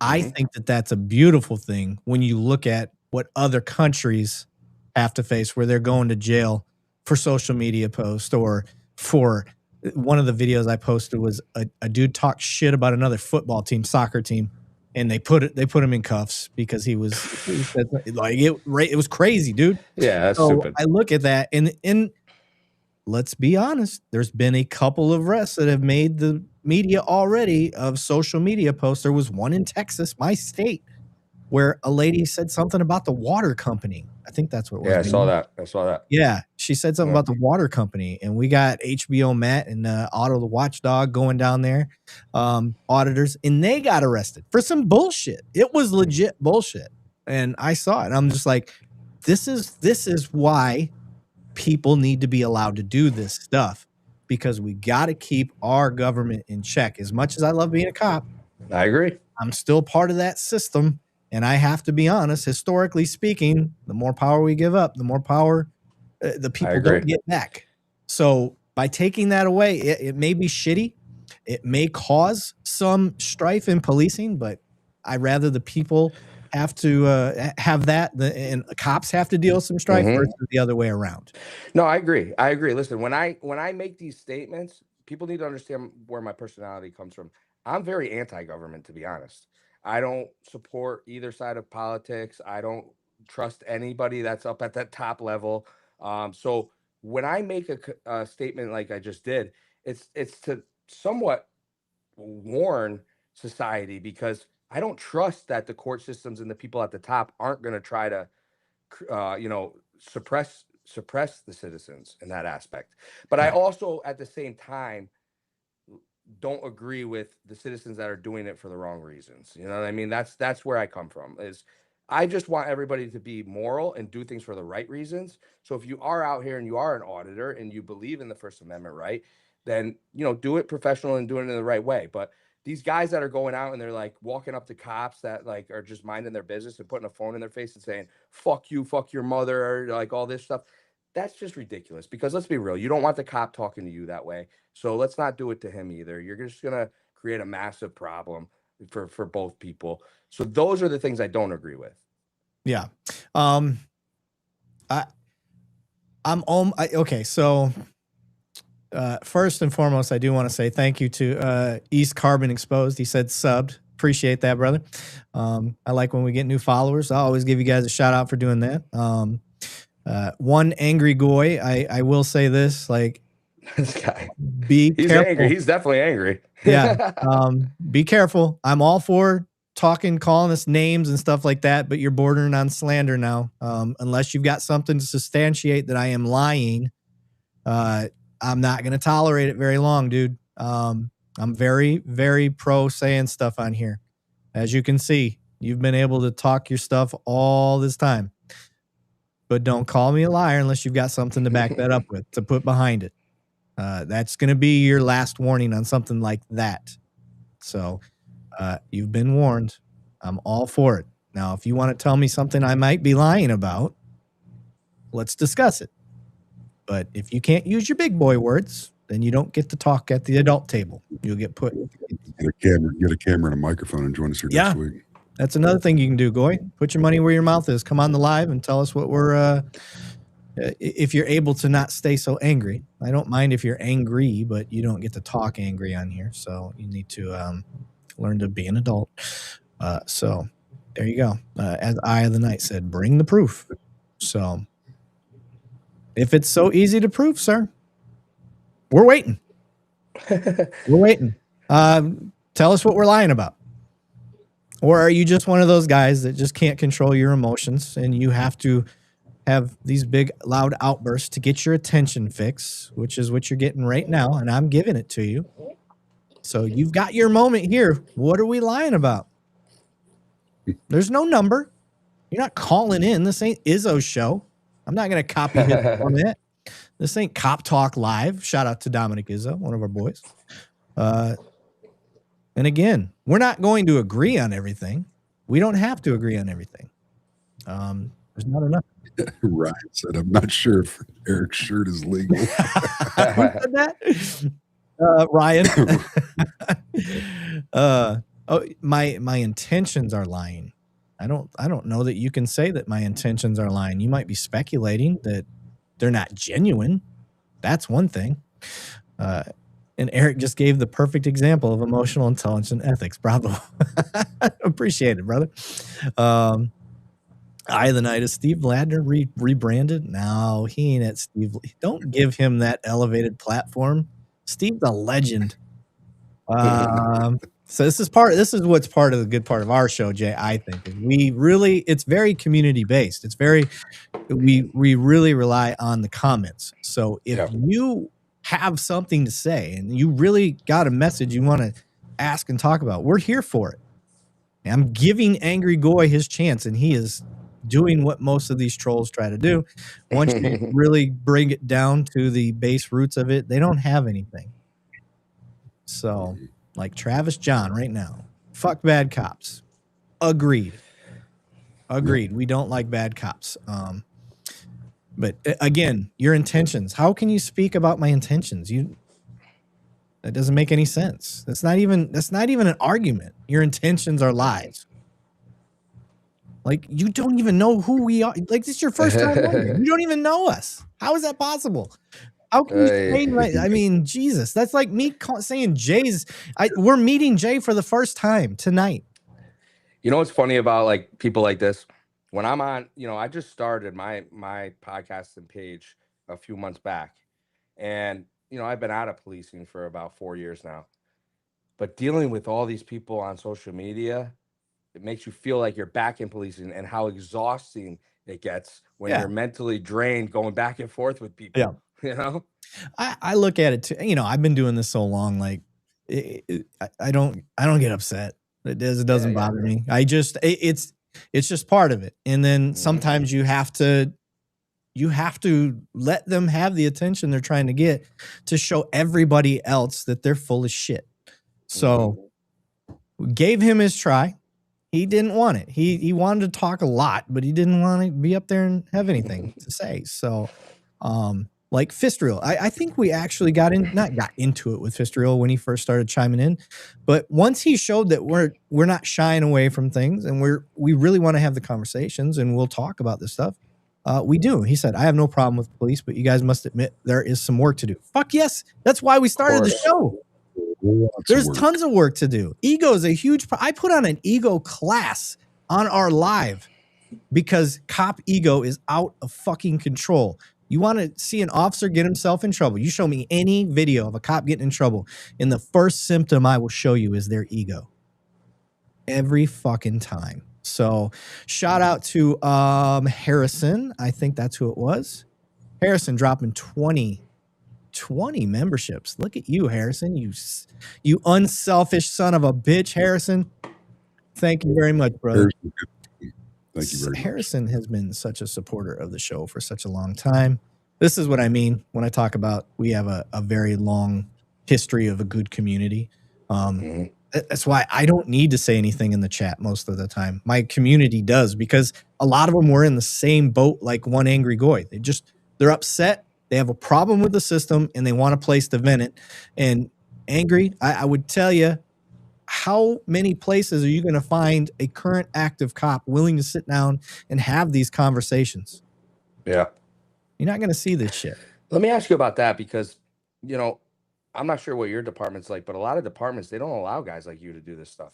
I mean, at least back when I was a cop, they had rules against like social media, like what you can and can't say. A lot of times I talk to people and I tell people, I'm like, listen, when you're a guy like me that had a target on your back, the media is painting a picture of you, the chiefs are painting a picture of you, but you're pretty much gagged. You can't go out there and tell and defend yourself and say, hey, this isn't really true. This isn't true. Like, you can't go on social media and talk about it. How does that work with you guys? So we have a general orders on that. When I first started, I actually went to my department and was like, hey, here's my idea. This is what I want to do.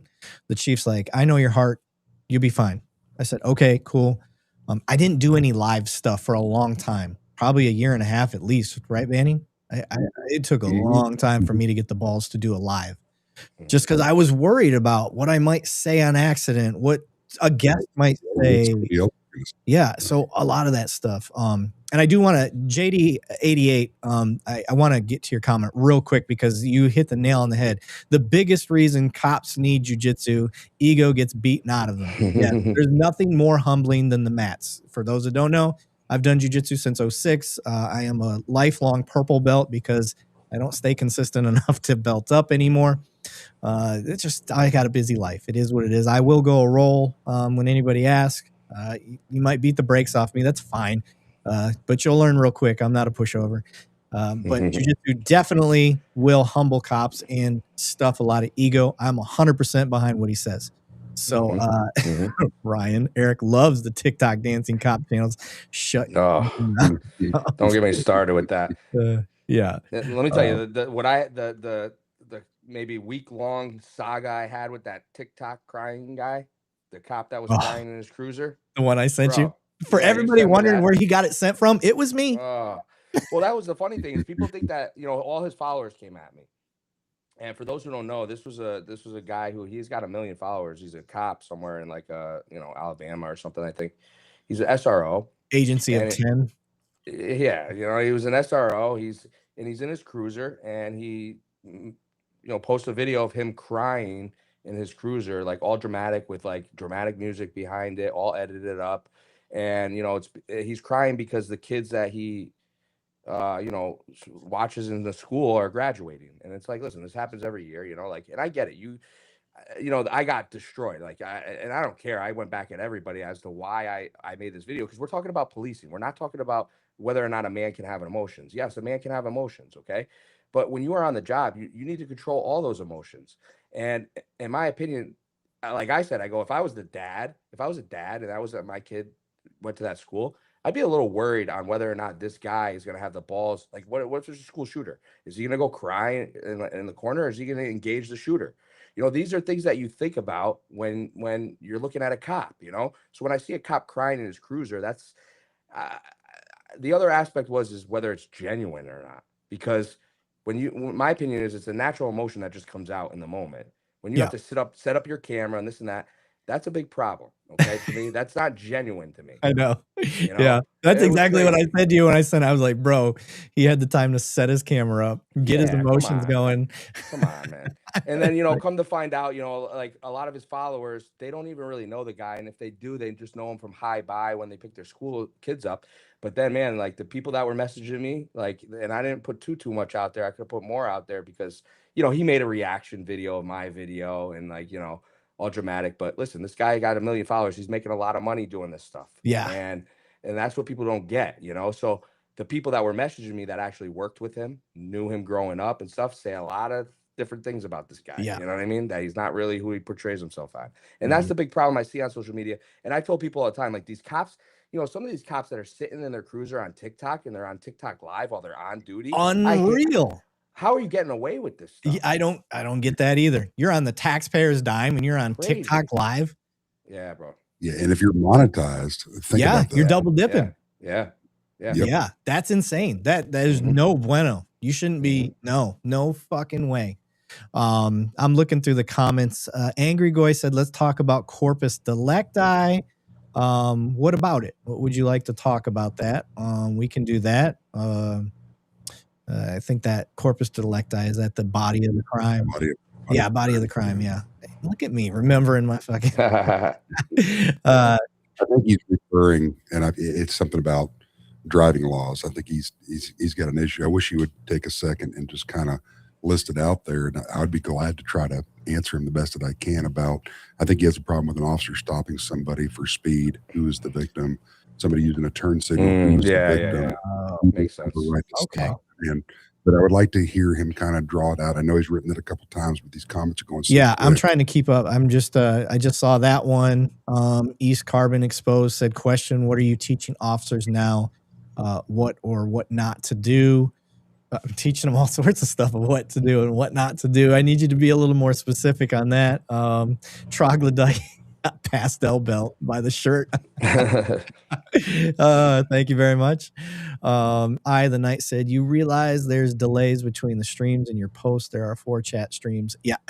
There's 4 chat streams just on Restream, and then I've got TikTok and I've got Instagram. So there's a lot going on, man. So yeah, if you want to put something about corpus delicti specifically, let us know. My mods, if you see it, let me know. Can you discuss pretextual stops?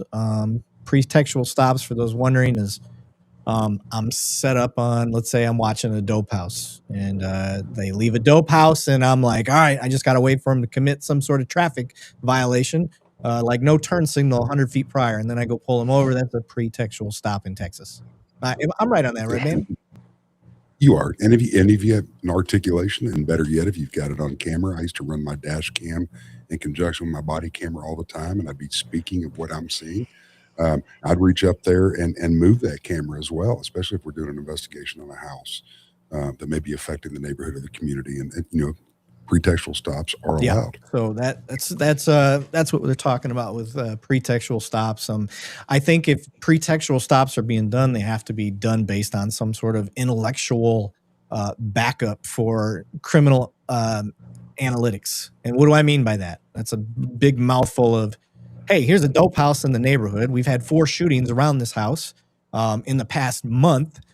What are the cops doing about it? Oh, well, this is what we're doing now is we're watching these known dope houses. We're watching a person stop for 5 minutes and then leave, and then we're pulling those vehicles over and we're conducting stops and investigations. And that's typically how those go down. But what does become a problem is when somebody's just like, here's a car leaving. I don't like the looks of this car over here at the 7-Eleven. I'm going to wait for it to leave and follow it for 20 blocks while I'm waiting for a traffic offense, and then I finally get it. Like, that's based on nothing. That's based on, they just happen to be riding around in a little, they had a felony force on their rear view mirror, and you use that for your stop. Like, that's kind of what we're getting into. You got anything to add on that, Jay? I mean, listen, like, yeah, I think that as a cop, you should always want to protect your job, number one. So, and you should want to show that you're not a dirty cop. So you should always want to have a valid reason as to why you're stopping someone. All right. And listen, when you're working in a city, if it's a violent city, it's a drug city, stuff like this, yes, you have to find these reasons to find the other crimes. That's just part of the job. So I understand where people come from in that aspect where they don't like it. But I also think the society needs to understand that this is also how a lot of bad people get off the street that could possibly hurt your family and rob you and do bad things to you. So yes, there's fine lines between some of this stuff, but at the same time too, this is how murderers are getting off the street. Like, for example, let's say you stop a car for a motor vehicle stop or whatever, and then you end up finding a gun in there that was linked to 2 or 3 murders, or you end up finding out that the guy has a warrant for murders or robberies or a string of them. Now you just saved a lot of problems for a lot of future people. So there's fine lines, I think. Yeah, I think anytime it's based in like some sort of intelligence, using crime data, I think that's a big benefit. And I think that's how you build trust and transparency with your communities as well. Hey, we saw that this is a problem. You guys complained about it at the last town hall meeting. So we went and this is what we did. And then you wait for feedback. Nah, we didn't like that. Like, you used a fishnet approach instead of a harpoon approach, where I felt like you guys are just pulling anybody and everybody over. Next time, if you guys do that again, we want you to do a little bit more intelligent style stops. I want you to have more than just you're throwing a fishnet out there. And I get that. And I think that's fair. So one angry boy, this is how you communicate on our platform. Thank you. This is what I'm talking about, brother. We can absolutely work with this. He says, no victim, no crime, guys. Think like speeding doesn't create victim. The state turns into the only victim, and yet that is your bread and butter. I am with you 100%. I don't like fucking traffic. I don't like it. I am not here to make money for the state. I don't like the revenue. I'm not a traffic cop, and my traffic cops, they bust my balls all the time. Like, why are you so rough on us? Because I'm out there doing real police work. That's why.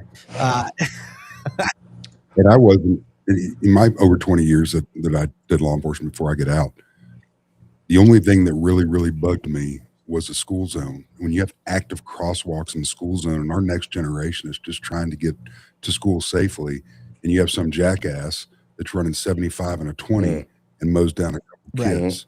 So I'm going to ask him that same question. Who's my victim now? Right. Okay. We have those kids in that crosswalk. I'm right there with what Eric said. I wasn't out there all day long. That's not what my outlook is on police work. Is it a part of it? Yes, in certain situations. I wasn't the guy that was on a motorcycle, which, not knocking those at all, that sat behind a bridge with a LiDAR laser, and they're doing that. There's a time and a place for that. My whole thing was the speeding in the school zone, our next generation getting there safe, or even a residential neighborhood. Kids are trying to play.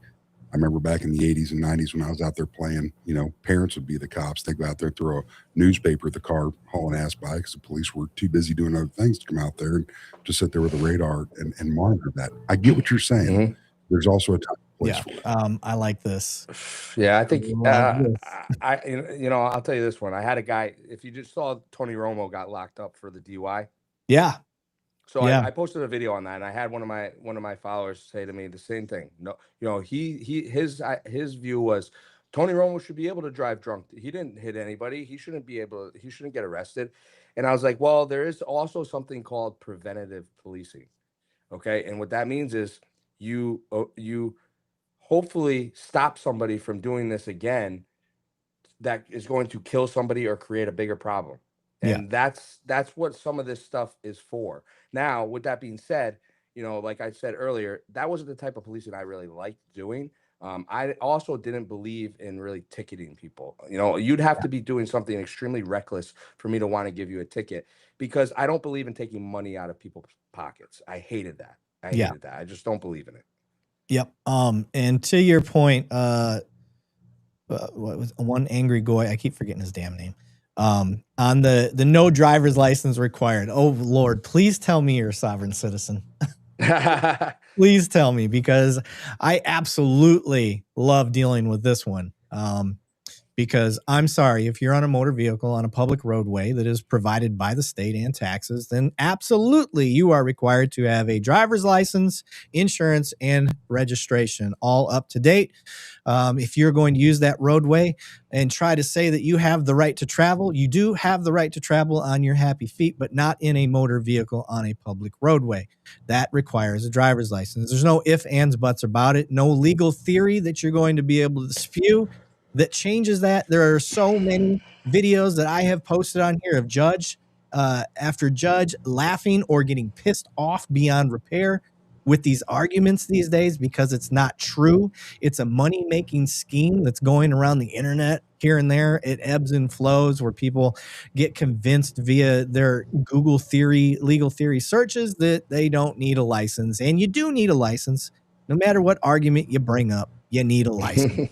So you can try, but guess what? Your argument's not with me.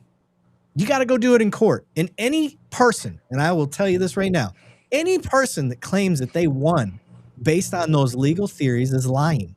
They won based on their stop being no PC'd, has nothing to do with the right to travel, or the officer didn't show up to court. That's it.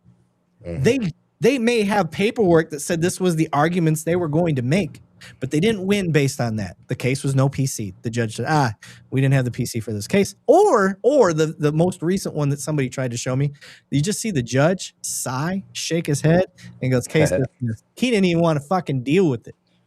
So that's what you're hanging your hat on.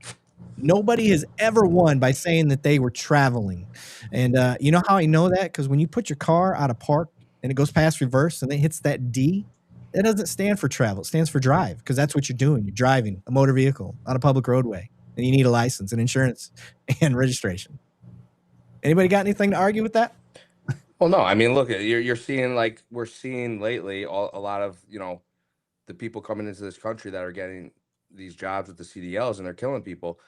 And listen, this is why you have a driver's license, so that we know that you understand the laws of how you're supposed to drive, so you don't hurt people. It's basically that's the only reason, in my opinion.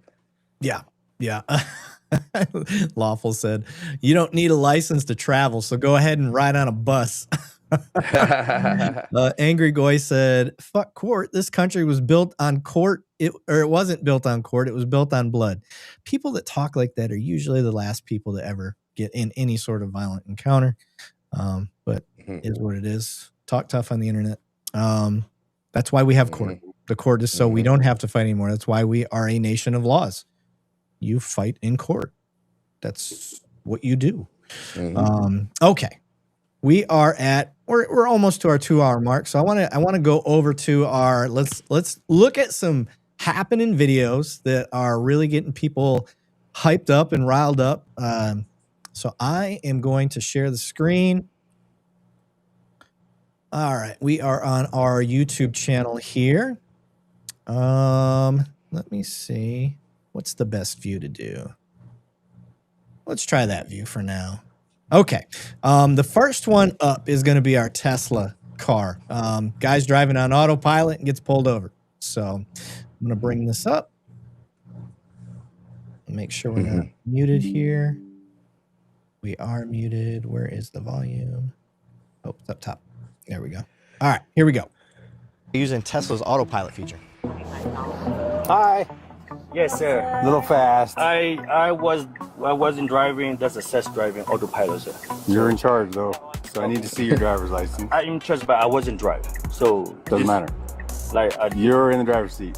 You can blame the car all you want, but how can we sort out this problem, sir? I wasn't. do you have a driver's license? I do, sir. The car doesn't have a driver's license. I need to see your driver's license. But I can't get like anything like involved because this wasn't me, sir.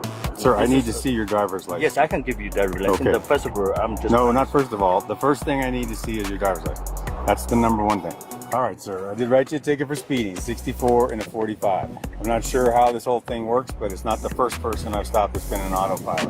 I don't know why they decided to speed, but there's no way the speed limit here is 65 or whatever it thought it was. It's only 45. So like, this happened. We knew it was only going to be a... All right.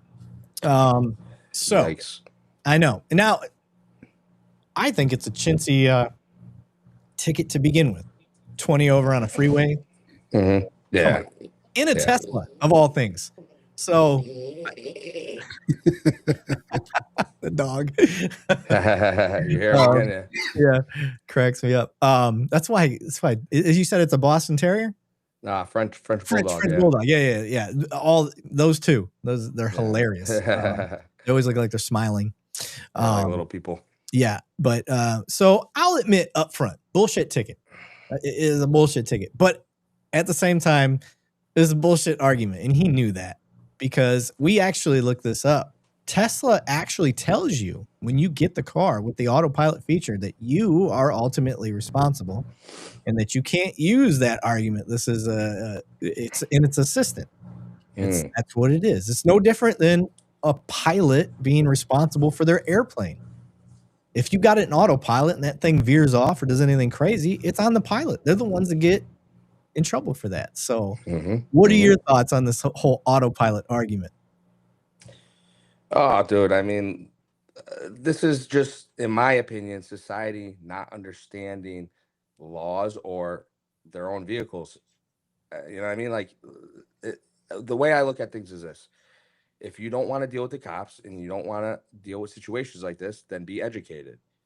And if you don't even know how to properly use your own vehicle, that's going to be a problem, and you're probably going to have problems for that. Yeah. So, Lawful said English Bulldog, and that noise comes from the other end. Oh, yeah. He's right about that, too. Too funny. Yeah. What Marine Blood say? One angry goy, please calm down. We have moved on from that topic. Yeah, bro. We're done with that one. We gave you a shot. I mean, agree to disagree. I mean, we don't have to agree on everything. There's no victims on it. We're not going to talk about it anymore. Yeah. Exactly. All right. So things to consider though for the future on this. It's going to come around where autopilot is it. I mean, look at the Waymo cars, right? That's how you pronounce it, right? Waymo. Have you seen those, Jay? Yeah. What's it like? No, there's no driver. Yeah, there's no driver. Like that, right? They're huge in Arizona. I think that's where they started. And I won't get in one. I'm not. No, I would never. I don't trust any of that stuff. No, you ain't. Look, you ain't Skynetting me. When that shit takes over, I'm not being stuck in a coffin. Hell no. Yeah. So, but there's going to become a point where Tesla probably themselves is going to be like, yeah, our shit's good enough now. It can drive you and it can do it on its own. So I'm curious when we get to that point. Yeah.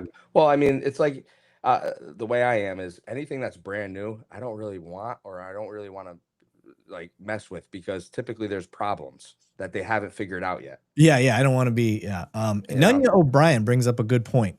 When the people are educated, they're mocked. And I've seen that. And this is where it goes into cop ego. Where'd you get your degree, Google? Where you a social media lawyer all of a sudden? Like people can't get educated. And I hate that. He's not wrong about that. And that touches on the cop's personality again. You know what I Yes. mean? It's Yes. so. Listen, we want you guys to be educated. That's why we're telling you guys this stuff. And if a cop acts like that, then you're understanding his personality and what type of cop he is. It's as simple as that. Yeah. Yeah. 100%. And I agree. What was the name again? Something O'Brien. Nunya O'Brien. Yes. You bring up a really good point. And that is, I mean, shit, I've seen Long Island get that probably more than anybody. Long Island audit, when he does his audits and stuff, and we're like, oh, did you Google that law or whatever? And I'm just like, he's right. You fucking like this. He's a pro, by the way. And he's right. Yeah. Like you're over here. And that, again, that goes into training and education on cops. So Marine Blood, you're timed out for 5 minutes. Marine Blood put somebody in timeout. He never puts people in timeout. Holy shit. You must have really screwed up if Marine Blood put you in timeout, because he is an actual Marine. So my mom said, I don't like other people driving while I'm in the vehicle, let alone autopilot. My mom hates riding with me. She's like, you drive like a cop. I've drove that way. There you go. That's what. Yeah. It's funny you say that, because I tell people, like, if I meet a new girl or whatever, or a new person that never drove with me, I'm like, you have to understand, this is how I drove for many years of my life every day. Yeah. I trust cop with 200 hours of YouTube University from active LEOs over what the academy shovels out. That's a good point. That's a good point. We get a lot of people that say Banning and I should go across the country training, and I'm always like, I'm not against it. Let me know. Ooh, we got a goat in the house. One of the greatest, HBO Matt. He said, we still get cops screwing up 3802 in Texas, and he's not wrong. We've had HBO Matt on the show. He's out there doing good things, trying to get Second Amendment rights back in town hall meetings and all that stuff. He's done great work. So let's go to another video, sir. I think we've beat that dead horse. All right, we're gonna share the screen here. I kind of want to go. I want to go to this security guard. I can't help it. I want to go to the security guard. Can a security guard detain you? Let me. Does that? Let me hit. You out of your leave vehicle it the way it is. Sir, can I call the police? I'm going to call the police. You inside of my vehicle. Because I gave you a lawful order. I'm not onto the property yet. This is our property. And I said I'll exit. What is that? I'm recording. Okay, you can see his shirt. It's you guys may have a harder time, but it says Officer River Hills Security, SC, South Carolina. So that's already weird to me that it's some sort of security policing thing, but I'm going to keep playing. Recording right now. So I just want you to know that you're not letting me leave. So you're saying you're not letting me leave the property.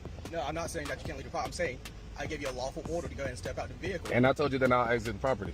And He said, I'm not telling you can't leave, but I'm telling you to get out of the car. Yeah, how can I leave if I'm in the car? I can't leave if you're telling me to get out of the car. I'm giving you a lawful order to exit the vehicle. All right, let's keep going here. Something I'm noticing. He's in front of the gate shack. So essentially what I put together is he's on the driveway easement to get onto the actual property. Because when you see every once in a while, the camera looks in forward and you can see that the gate arm is still down. So he hasn't actually made it on to what I would consider the part that they're trying to control access to for property. So he's on the public easement is what I would really argue. But let's keep going. Do you want to go ahead and call the police so they can handle it? You can call them if you would like to. Because now you're inside of my property. Yeah, that gives me the lawful authority to do so. And I can take the lawful authority to leave. Okay. You have just as much authority for me to leave. Listen, I don't want to go back and forth with you. I'd rather go ahead and leave. I'm letting you know the situation. I'm articulating. You're giving me anxiety right now. Issue, unfortunately. It's your issue that you're not letting me leave. I can order you out of the vehicle legally. I'm about to back up. If you back up and hit him, that will I don't want to hit you. So I'm telling you that I'm about to back up. You can tell him. He says, if you back up and hit him, that'll be your problem. That's what he tells him. Like, see what I mean? Like, even so, one of the arguments that was made was that this guy is an actual cop, but he's working his security gig. I don't know that to be true. Let me get out ahead of this. I clipped the hell out of it because there's a lot of lull. It was just filler. There was like the stuff that I clipped out of there wasn't actually anything that was going to give this more or less validity. I didn't take any context out of it. However, because of time restraints, I did clip it. So I just want to be honest about it. I did clip the hell out of it and I had to speed it up because it was over 3 minutes long. and I wasn't going to be able to get the whole video. So you guys are more than willing to, or you're more than welcome to go out and find the full video. If you don't believe what I said, but I'm just being honest about it up front. That's what I did. But let's discuss this crazy shit, shall we? Because this is a fucking shit show. So ultimately, what lawful authority do we have in this instance? If he's a cop, I want to go with the giving him the most grace. Let's say he is a cop. He's a sworn peace officer with credentials in that state, but he's working as a security gig right now. Bandy, you go first. I'm sorry. If you're working that as an off-duty gig as a security officer, you have to maintain the role as a security officer, regardless of if it's the state that you were a police officer in a different jurisdiction. Even if that's the city that this kid works in as a cop, you are working and being paid as a security guard under the HOA. He's probably got a measuring stick in his back left pocket to make sure nobody's grass goes above 4 inches. Joking. But the actual, and that's a lot of too much to pull somebody out of a car. No, we're grasping there. You know, if I was him, I would have rolled up the window. If you have no exit, call law enforcement there. You're trying to leave, but the kid's not opening the gate, so you can do U-turn and get out of there. Yeah. Yeah. Like why are you trying to get him to unass the vehicle to begin with? He's willing to leave. You don't want him there. So now why are we trying to get somebody out of the vehicle?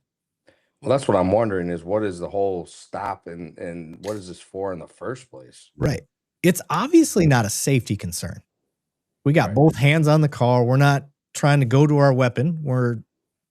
There's nothing about this that screams it's a safety issue, that not an imminent threat. So now we're going to go off the fact that he's a sworn peace officer.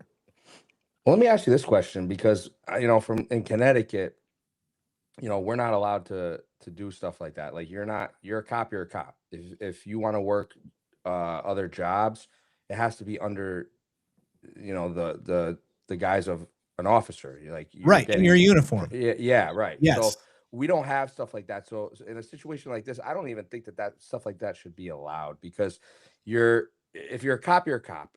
If you're going to go work security, you should be working security as a cop. Like, for example, the door of a bar or whatever. You're still a cop in uniform. Your duties are under the duties of a cop.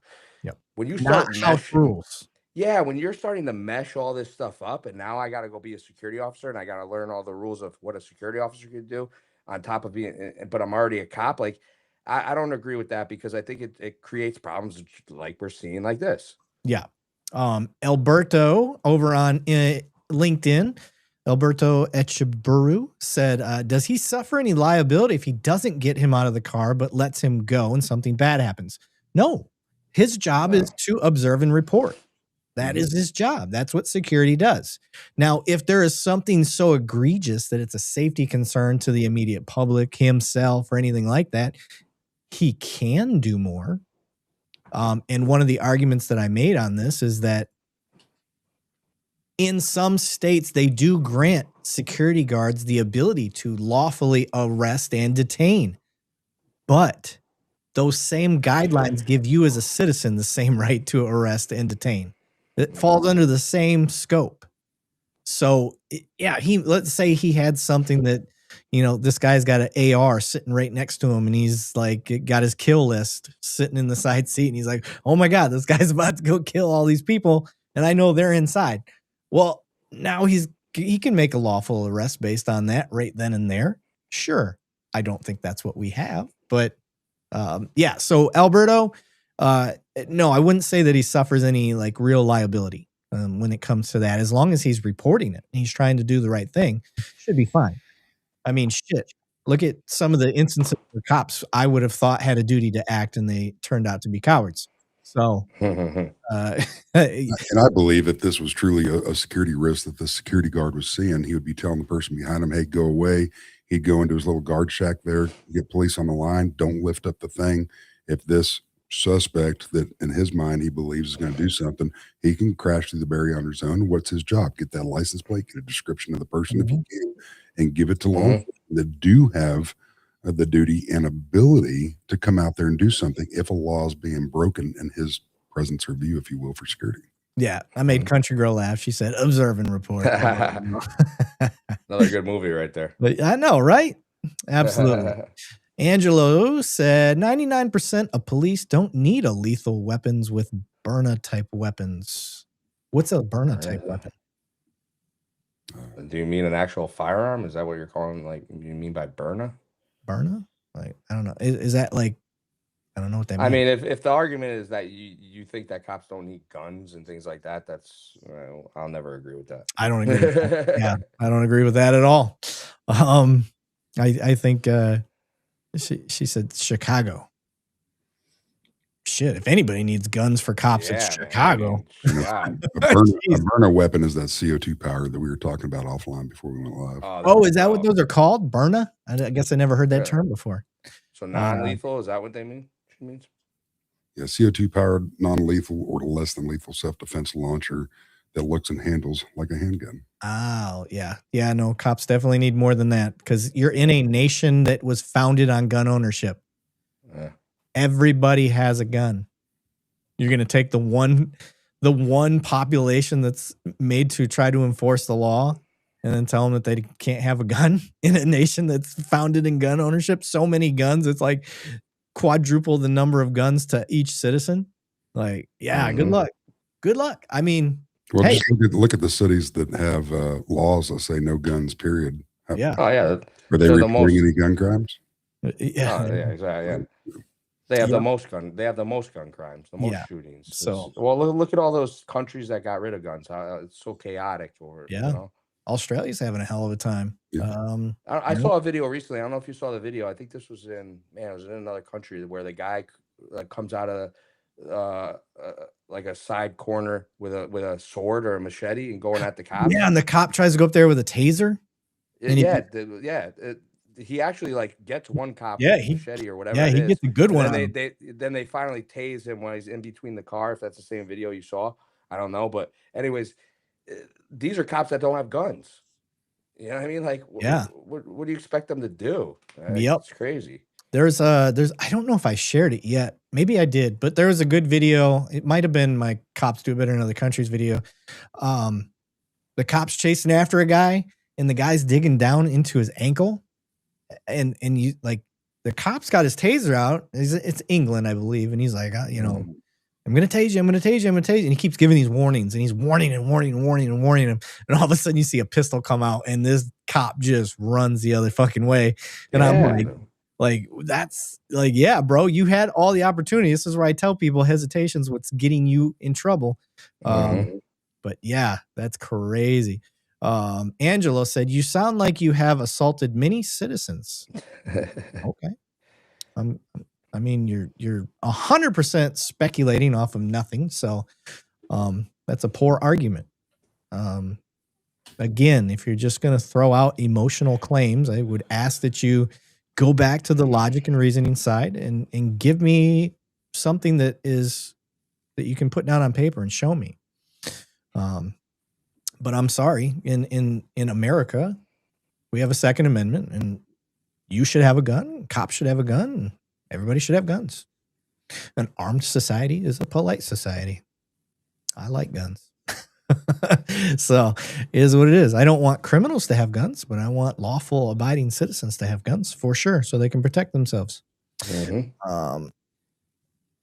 American people are not your subjects. You're right. They are not. 100%. Us as police officers work for the people. So, okay. Let me go back to my videos here. I think we've sufficiently covered security guy. Okay. I'm gonna go to. I think we've covered this one before, but I want to play it for Jay. Oh,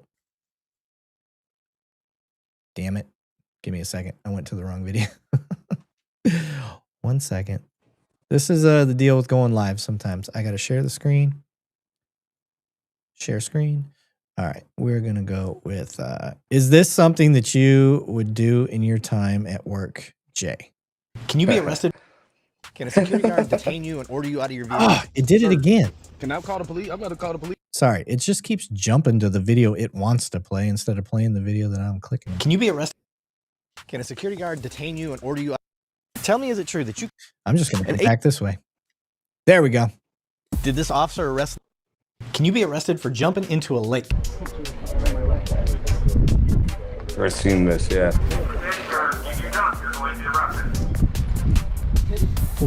Send it. Yeah. What? No, you can't take my camera. You cannot take my camera. No. Yes, again, there's no reason for you to take my camera. I'll stand as evidence. Go ahead. I'm happy for you to. But it's too expensive for you. I don't care. You have to give me your camera now as evidence.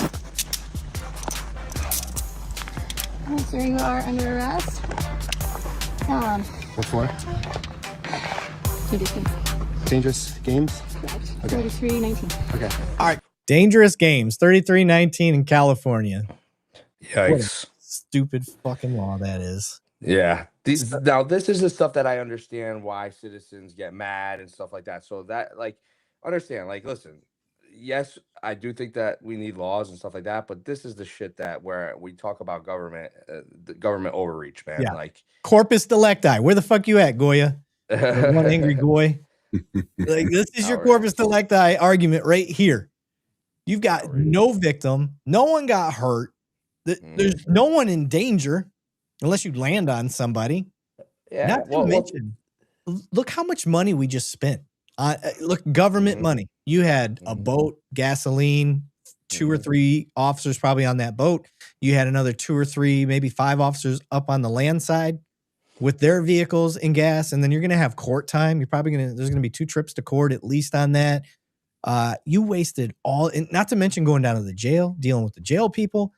Like, there's so much time wasted on our side that you're never going to recoup that money, even in fines for what that guy just did. Well, you know what my other aspect to this is as a citizen, how are you supposed to know that that's illegal? I mean, there's a rope there for a reason. Why is the rope even there? Right. Well, you know what I mean? The cops did yell out, like, if you do it, you're going to be arrested. And the guy was like, fuck it, I'm still going. And that's what I love about him. Yeah. He's like, I do it for the glory of the story, baby. There's a video I posted about, and I said, like, in the video, like, I'm a retired cop, I would never do this to somebody, where the cop gives the guy a ticket because he backed his car in rather than having it, pulling it in. No, he backed it in rather than pulling it in face first. And I'm just yeah, that's the video I posted too. Yeah. Yeah. That's outrageous to me. I would never do that to somebody. That's so ridiculous, in my opinion. You know what I mean? Yeah, absolutely. And plus, like, I don't know, but there was no signs.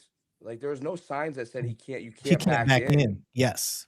Yeah. To me, that's a problem. And he's from out of the country. Yeah, like, dude, he's from Canada. Like, give him a break. Like, what type of message are we sending to visitors? Very true. I want to welcome people. I don't want people to not come back to my city. Yeah. Sure. What are you giggling about, Banny? Hey, just the amount of comments you're going to derive from. I get your heart on it, but he's from another country. Give him a break. Here we go. And then let me see. What was the other point? Oh, okay. So then you've got one of the guys that was filming it and the cop saying, I get to take your camera. I don't think you do.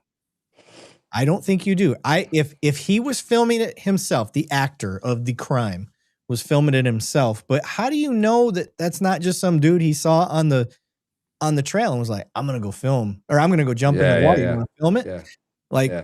That doesn't make him a party to the crime. He's just a dude filming. You don't know anything. You didn't even talk to that guy, and now you're going to try to confiscate his camera? He's not going to need that as evidence as long as everybody was running their body. No. Right. And then you had all of that time to film it yourself. You don't need his video camera.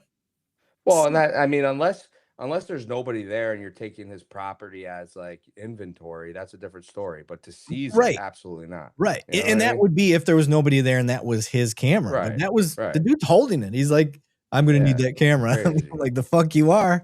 You're going to need a warrant, buddy. So, yeah, it's crazy. Hey, Angelo, you're a broken record. We totally admit. We do work for you, not the other way around. We've already said that.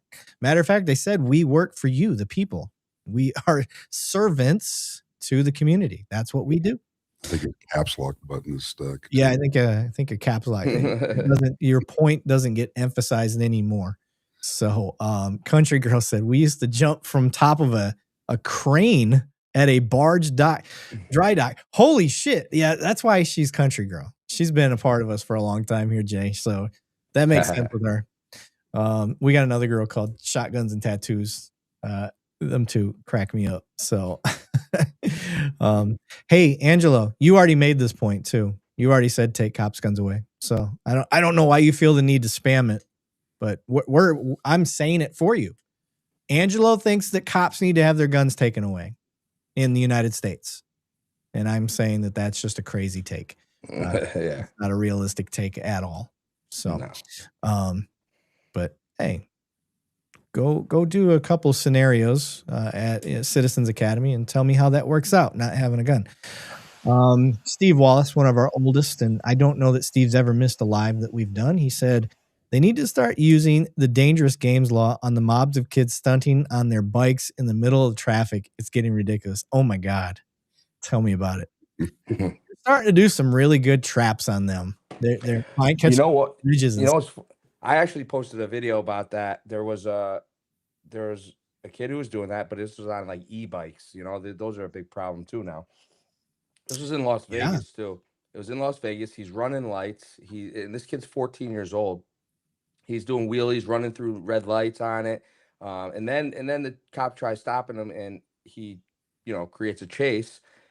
And the cop ends up locking him up. He's 14. The parents come to the scene, and the parents are arguing with the cop. They're making a big scene, trying to make it seem like the cop is wrong and this and that and whatever. And it's like, and you're seeing this more and more with parents not taking accountability for their kids' actions, which is getting crazy.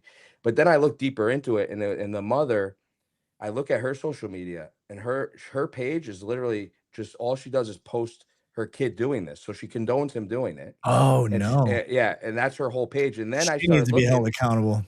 Well, you know what was even funnier is she owns a clothing company that is attached to her son doing this stuff. So she's purposely trying to make money off of her kid doing this stuff, and baiting the cops and doing, you know what I mean? It's just outrageous behavior. Yeah. Yeah. Finally, Angelo, you said something I do agree with. It's not spamming. I do all caps all day, every day. Fuck you if you don't like it.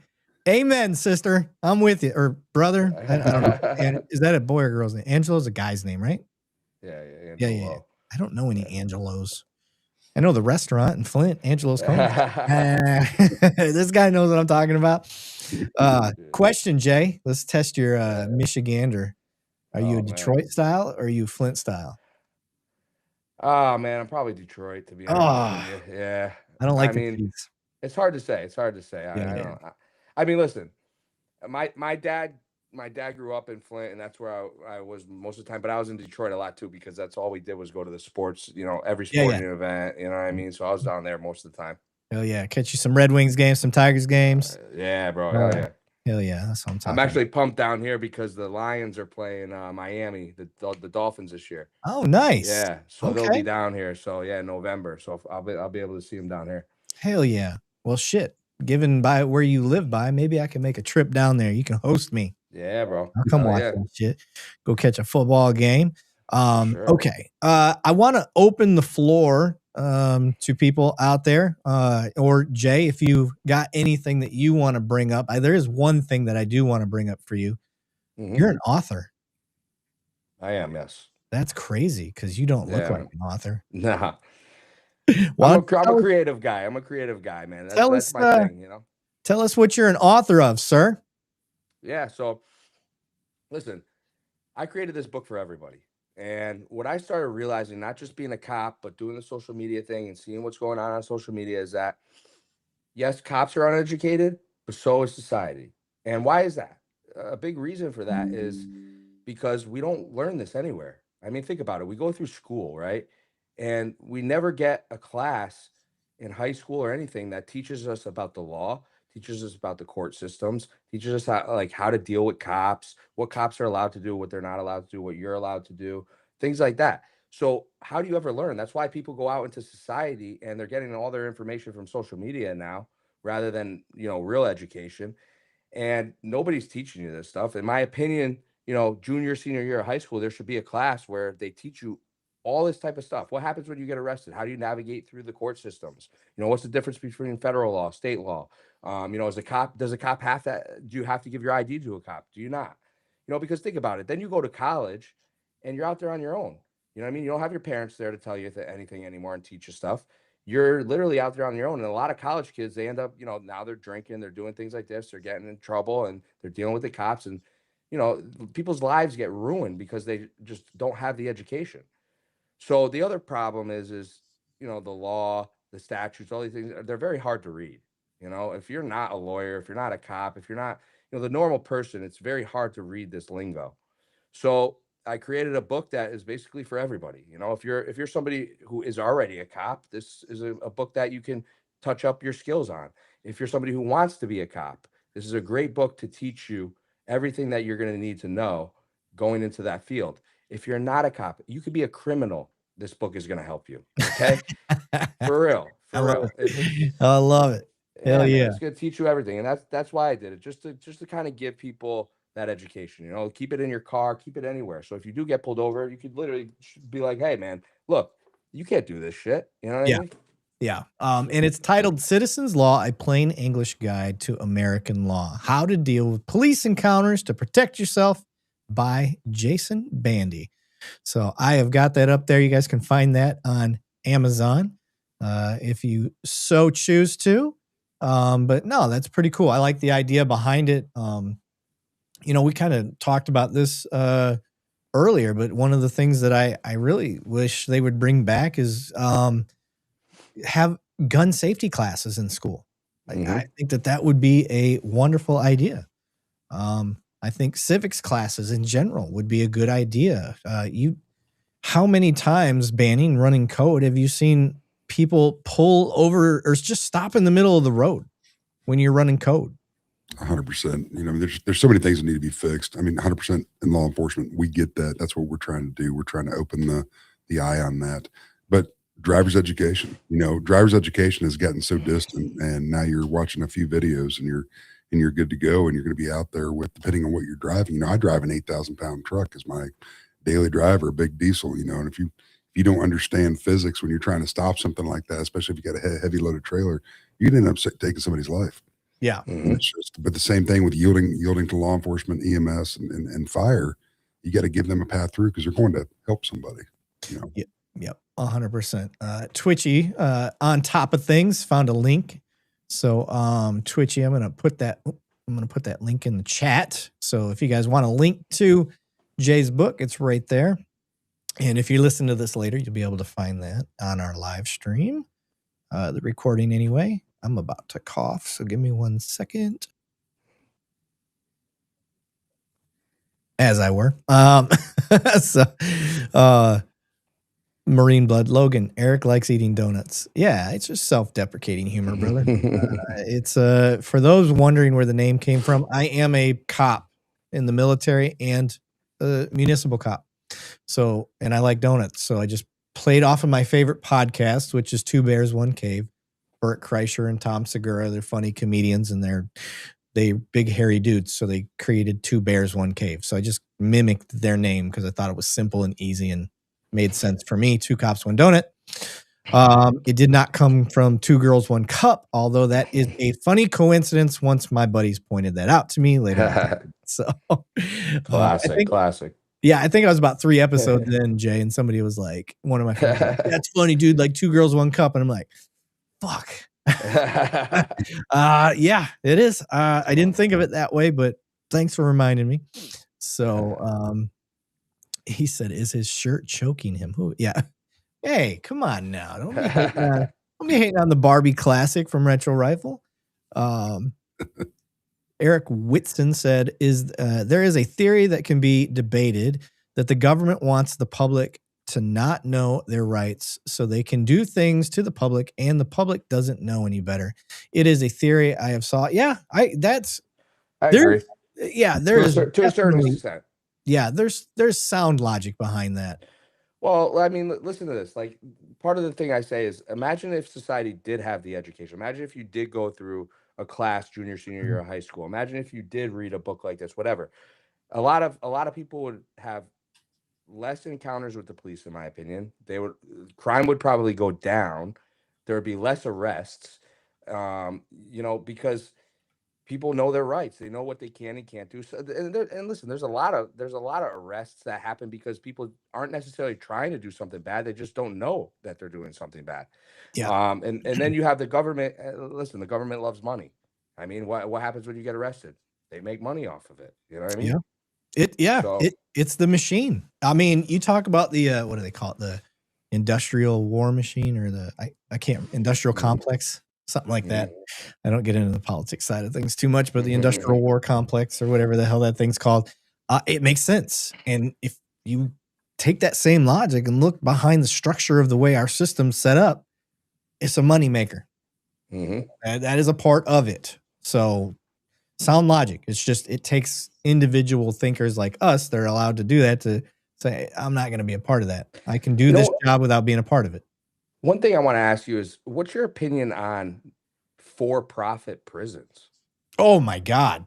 Tell me that's not a horrible fucking idea from the gate. You already got corrupt judges. That's already been busted. I think it was Pennsylvania. Insane.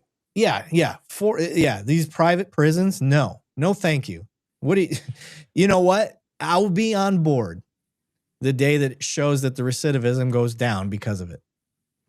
But these private prisons are not doing better than regular prisons at all. If you just look at anything that's contracted, that state and local government or federal does contracted, it's going to cost more than doing it in-house.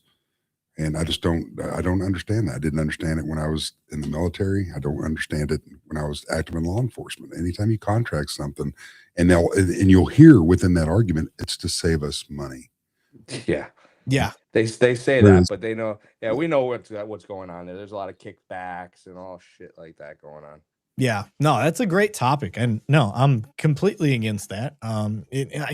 It just makes sense. Just when you, in my opinion, if you put that on paper, I'm like, no, like you're already mad at you've already opened the door for major corruption on that. Yeah.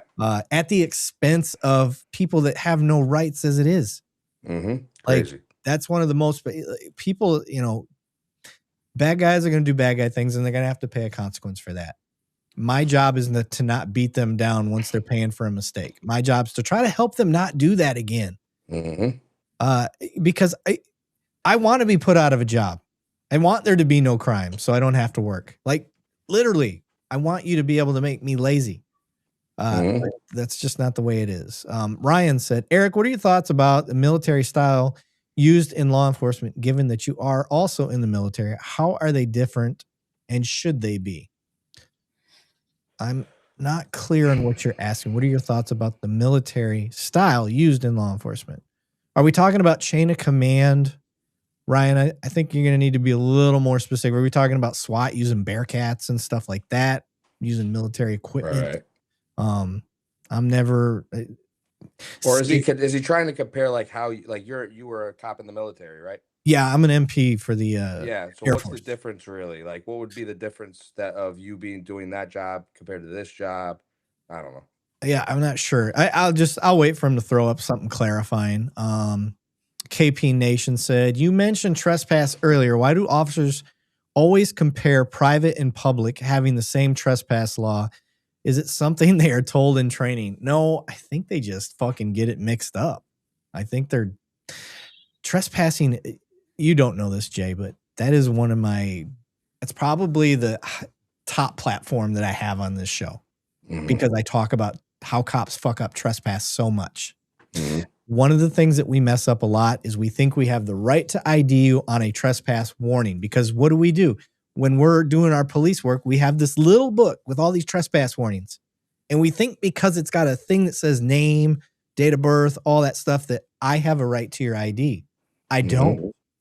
Not if you look at your law, because a criminal trespass warning is not a crime. It's a warning. It's actually civil. So I don't have a right to your ID. And cops screw that up a lot. They try to force ID, whether it's on public or private. Or they'll try to get you, you're on the public sidewalk, and it's the 7-Eleven that's trying to trespass you, and the officer's like, come here. And you're like, no, I'm not going over there. Fuck you. And they try to get them, bring them back onto the property that they're told to leave so they can issue a criminal trespass warning. One, That's ridiculous. you do not have the right to their ID, not until you told them they got to leave and they refuse to leave in your presence. Or unless you've got like some video evidence this guy's been criminally trespassed before with the warning, and now you can turn that criminal. Bandy, your little smirk is driving me nuts. It just goes back, and I think I mentioned it maybe about a year ago, was when I started working in a rural area. I had my chief come to me and say, hey, if you see so-and-so out on his bike today, you need to issue him a criminal trespass from Mary's house. He was there the other night and he took a beer without asking when he left. So when you see him, we're going to do a lifetime criminal trespass on him. I need you to go do that. And then I turned the bridge. Hey, what law is that? A city ordinance wouldn't be able to cover it. I need you to break this down to me, knowing what criminal trespass was. And this dude hasn't been there in 48 hours. And he was wanting me to go out. And that wasn't the only thing. I mean, you had the sheriff doing that to people as well. And then when somebody would violate, they were being arrested, and it was 2 or more, the DA was accepting that case. And it baffled me. And you and I understand how criminal trespass works in the state of Texas. How is that working? And it's not just here, and it's in a lot of rural areas. And I'm only speaking on Texas on this. And no, I did not go out and issue that criminal trespass. Fucking crazy. The man in the hat said, Ryan, going back to the military and policing question, Ryan is asking the common question about departments using military style uniforms, gear, tactics, etc. What's your opinion on that? Honestly, I don't care. I'm not a big, I don't get into the semantics of things. If we're worried about looks, we're not worried about the right things. Obviously, look at fucking Tattoo Face over here. If we're worried about his looks, we're worried about the wrong things. That doesn't mean he's going to be a bad cop. I want to judge a person by their actions. So if they're out there wearing, I don't want you to look like the military. And what I mean by that is I don't want you out there in OCPs wearing what the military wears, because there's got to be a distinct difference. I got to be able to tell that now if you're wearing an all blue uniform that just happens to has the same pockets and same materials, I don't give a shit. That doesn't bug me. I don't care. Wear what is functional and helps you do the job better. If it keeps you in the streets longer because you're wearing an outer carrier and it's not killing your lower back because you're wearing all your shit on your hips, I'm all for that. I don't care that you think it looks scary. If it helps them perform better, you should want that too. You should want them out in the street longer. You should want all of that stuff. If they've got an MRAP that can help them approach on SWAT calls safer, better, it's not out there patrolling the streets. You know, if you get a riot or whatever, I don't mind them having that equipment. It doesn't bug me. No. The problem is when and how it's used. Just no different than a guy that takes tractor equipment, turns it into a tank, and terrorizes a town. Because that happened. It was a fucking awesome video to watch. 90s Los Angeles. Yeah, it was like the 90s. Yeah, it was fucking cool. Your boy was going just ham. Like, not today. What's your thoughts on that, Jay? I mean, like you said, I don't really care how a cop looks. I care more about how he acts, how he treats people. So in that aspect, you know, I don't really mind. As for uniforms, I think, like you said, whatever is going to be comfortable. I mean, people don't really know until they do this job how uncomfortable some of this stuff is, and how it really does break your body down. The belt, things like this, the gear. You know, you got to be prepared for everything.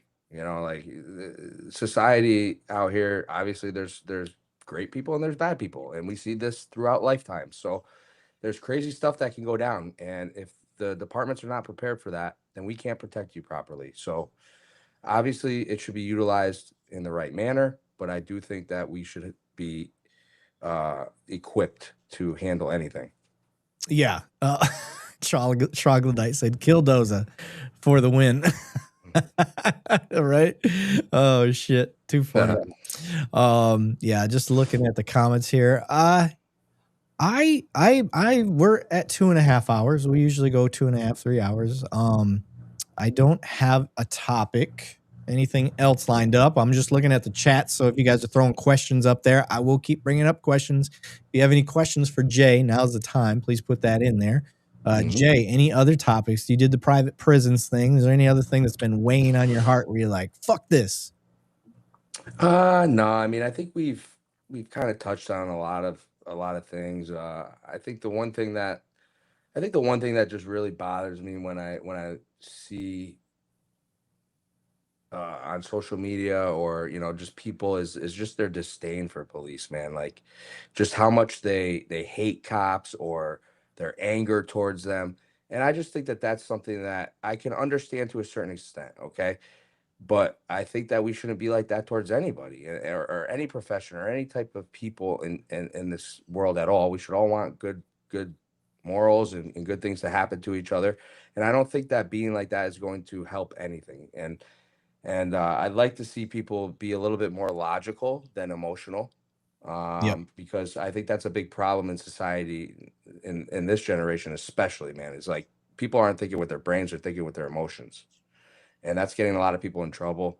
And I just want people to understand that, listen, there's great cops and there's shit cops. And that's why we put this information out there. That's why I go out there and I expose, bad cops getting in trouble on my page, because it's not uncommon. It does happen. And I know society wants to see it happen. But I will ask you guys this question, because society thinks that it doesn't happen enough, where they think that cops get away with everything. And I try to tell them that, like, this whole thin blue line thing really isn't like it was back in the 70s, 80s. There's a lot of cops within these police departments that don't like each other. There's a lot of vindictive nature. There's a lot, cops really aren't protecting each other the way society thinks they are. And I think that that's something that society needs to realize, that it's this thin blue line thing isn't as real as you think. We're not out here. If a cop is doing something bad, you better believe that there's cops within that department that does not like that cop or does not like what that cop is doing. And if they have the opportunity to, they will fuck that cop over. This is just how it goes. It's like any job, really. Yeah. I think I'll push back a little bit on that. We have examples that I think frustrate people, like Harrison. He's out in Kentucky, where they just have years of corruption going on amongst the troopers that's finally coming to light, of cops protecting cops. So you see a thin blue line example over there versus coming to another department like in California, where you see that they're all turning on each other constantly internally in that department. So there is no thin blue line in that sense either, because they all, they're crabs in a bucket, just pulling each other down. So it's weird. It depends on what you're looking at and where you're at. Yeah, I think thin blue line absolutely exists in a good old boy system at some of these departments, because we see examples of it.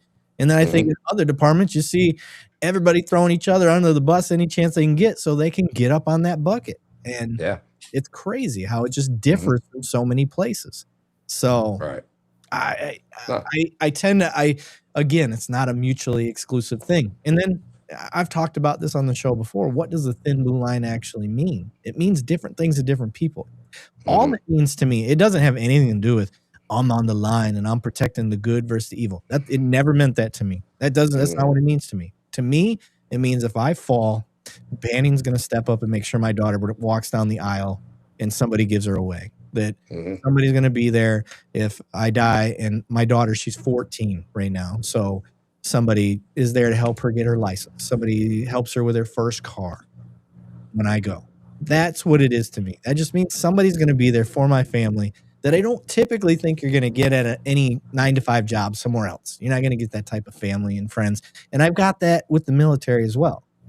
I've got brothers and sisters in the military that I know if I go down, whether it's as a cop or in the military, I'm in the Air Force, I'm not going down. So, but the chair force, if you will. But somebody will be there for me. So to me, that's what the thin blue line really meant. But it means different things to different people. So I agree with that. Yeah.